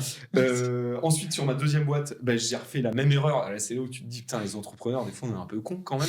On va pas se le cacher. Pourquoi je me suis réassocié avec des potes, je l'ai refait. Ouais. Et là, j'ai compris sur ma troisième et quatrième boîte, je suis pas associé avec des potes. Là, c'est déjà le premier truc. Et 2 erreurs, je pense que je fais assez régulièrement. Je crame un peu de cash. Tu vois, j'aime bien, je suis un peu geek. Donc, quand il y a des nouveaux trucs, j'aime bien tester. Et en fait, tu te rends pas compte que l'argent peut partir assez vite. Voilà, c'est ce genre de truc. Je sais pas, David, toi, des fails, on en a tellement que c'est difficile de les choisir. Je pense que les deux qui m'ont vraiment appris quelque chose, le premier, c'était vraiment peut-être 7 ans, c'était le début de mon activité. Et j'avais mis en place une offre qui m'a vraiment permis de rentrer beaucoup trop de dossiers. Okay. Et là, je me suis dit, je n'ai pas la compétence de tous ces traités. Et donc, j'ai dû effectivement, un peu comme tu l'avais fait à l'époque, dire gentiment à beaucoup de mes clients que finalement, j'allais pas traiter leur dossier. Okay. Et là, en fait, la leçon, ça a été de dire, quelle que soit la manière dont on exerce le métier d'avocat, il faut pas oublier que finalement, la valeur qui doit nous animer, c'est l'exigence et ce sera systématiquement la qualité de ce qu'on doit restituer au client. Ça, c'est vraiment ce que j'en ai appris et c'est ce qui nous guide. Le deuxième, qui n'est pas un fail, c'est effectivement l'humain. Ouais. C'est à chaque fois, on en revient toujours au même sujet. Quand on n'est pas, et finalement, moi qui traite d'opérations sur le capital à longueur de temps, donc je fais que des négociations entre des fondateurs et des investisseurs ou des fondateurs entre eux. Là, quand il a fallu discuter de mes sujets sur le capital, évidemment, ça a été, je ne vais pas dire compliqué, ça a été très compliqué. Non pas avec mon associé, parce que finalement, on est deux, on s'entend très bien et c'est simple, mais de commencer à itérer sur... On a eu beaucoup de discussions. On a eu des cabinets qui, avec des quinzaines et même des vingtaines, plus d'associés qui ont voulu nous intégrer. On a entamé beaucoup de discussions et on a perdu un temps infini en fait, à comprendre que finalement, on était en train presque de perdre la quasi-totalité de notre liberté de fonctionnement. Et ça, on était à quelques semaines de prendre la plume pour signer. On ne l'a pas fait. Merci, parce qu'aujourd'hui, je ne serais certainement pas venu aujourd'hui. Tu vois, parce qu'en fait, tu dois rendre des comptes. Donc, finalité, ça n'a pas été... Il n'y a pas eu de conséquences, mais ça déclenche quand même chez nous beaucoup de choses sur ce qui se passera dans la vie de notre cabinet, quoi. Okay. Voilà. Non, mais je te rejoins complètement sur un des plus gros fails, moi, que j'ai pu vivre chez Jarvis, en tout cas, c'est en 2018, quand on fait une grosse croissance et beaucoup de recrutements, et de ne pas avoir été suffisamment impliqué dans tous ces recrutements, et qui a fait que, pour diverses raisons, ça a pas fonctionné derrière. Ouais. Et là, tu perds un temps colossal et tu brûles beaucoup d'argent. Ouais. Et ça, c'est douloureux. Ça, c'est très douloureux parce que tu mets un énorme coup de frein à ton développement parce qu'il faut repartir. Ça, c'est très, très, très douloureux. Et l'humain, c'est ce qu'il y a de plus compliqué parce que tu dois essayer de détecter des choses qui sont difficiles à détecter en peu de temps, parce que tu vas pas y passer 5 mois non plus. C'est 2, 3, 4 entretiens maxi, et ça, c'est... Bon, avec l'expérience, ça vient mieux quand même, mais ouais, ça t'apprend beaucoup sur l'humain. Puis après, il y a tellement de fails. Si on va dire à travers nos expériences, ou en tout cas la mienne personnellement, on peut un peu dédramatiser le truc. C'est que, encore une fois, la vision de l'entrepreneur qui tout réussit, qui a que des idées géniales, je crois qu'on en est extrêmement loin. Même ceux qui sont super successful, ça leur retire en rien leur succès et leur formidable réussite. Mais faut pas se leurrer. On échoue 80 fois et c'est la 81e qui réussit. Quoi. Et tellement de fois, on a pensé, ça va être la super features. Ça va être le super poste, ça c'est super machin, ça c'est la super opération commerciale, ça on va faire un truc génial. Mais en fait, c'est la somme. Et ça fait plouf.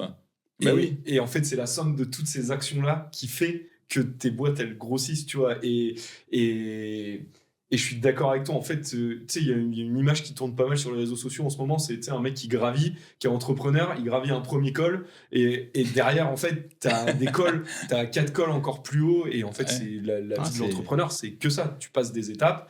Une fois, c'est de savoir, toi, en tant qu'entrepreneur, est-ce que tu t'arrêtes à ce sommet-là ou est-ce que tu vas plus loin? C'est de mettre ton curseur en fonction de... C'est quoi la phrase? Je me souviens plus. Je sais pas si c'est Churchill ou autre qui l'avait, ou une autre personne qui l'avait proclamé, mais c'est le succès, c'est la somme de tes échecs plus une fois. Ouais, c'est ça. Et c'est exactement ça. Et effectivement, de toute façon, là aussi, c'est pour ça qu'on parlait tout à l'heure du profil d'entrepreneur ou d'entrepreneuse. C'est la résilience, c'est cette capacité à vouloir se relever. En fait, même de manière instinctive. C'est même pas délibéré. On se dit pas le matin, allez, vas-y, super, sois fort, lève-toi, je sais pas quoi. Non. C'est en toi. Je sais pas comment dire. Je sais pas si c'est une drogue, je sais pas si c'est l'amour propre. Je l'évoquais tout à l'heure. C'est ton moteur, en fait, en toi. Soit c'est une faille, soit c'est une déception amoureuse, soit c'est un manque dans ton... Bref, peu importe, soit c'est l'envie de briller, ou de recevoir de l'amour ou de la reconnaissance dans les yeux des autres. Ça peut être 1000 choses, peu importe. Mais en tout cas, tu as un truc en toi qui fait que tu vas même pas te poser de questions, tu te relèves. C'est comme, moi, je fais pas de vélo, mais... quand tu vois sur le Tour de France, les mecs qui se prennent des gamelles à 70 km/h et qui osent le faire, je dis, mais moi, jamais, quoi, je serais le dernier à le faire. Mais parce que eux, c'est pareil. Eux, ils se disent, mais c'est pas grave, t'inquiète, j'y retourne. Les pires moments qu'on a eu quand il te reste 1000 balles sur les comptes que tu dois encaisser, que tu dois penser à payer tes gars, à faire tout ça, et tu te dis comment je vais faire, et en fait, t'arrives à reprendre cette bouffée d'air, te dire, ok, vas-y, pose-toi, respire. Tu as réussi une première fois à rétablir une situation qui était galère, donc celle-ci, tu vas réussir à passer outre ce truc-là et le faire là-dessus. Donc, écoutez, et puis c'est grâce au fail en plus qu'on arrive à super bien structurer nos boîtes. Enfin, faut le dire aussi, c'est parce que là, tu apprends et tu te dis plus jamais ça, parce que c'est tellement douloureux. Et c'est tellement... Parfois, tu te déçois toi-même, tu te dis non, plus jamais, quoi. Je veux plus jamais avoir... Au pire, tu fais 2 fois l'erreur, mais normalement, 3 fois, t'es vacciné. C'est clair. Écoutez, David... Alex, merci beaucoup pour votre temps. Merci à toi. J'espère que vous êtes bien amusés quand même. Franchement, c'était un exercice à refaire. Bon, trop bien. La suite au prochain épisode. Beaucoup, peut-être Alex, tu seras DG de LexisNexis. David, au moins. tu auras peut-être 3 cabinets et ça, mais voilà. Donc merci, bonne écoute et à très vite. Et merci bien pour ton invitation. Merci beaucoup. Au revoir, merci. À bientôt. Bon, merci les gars.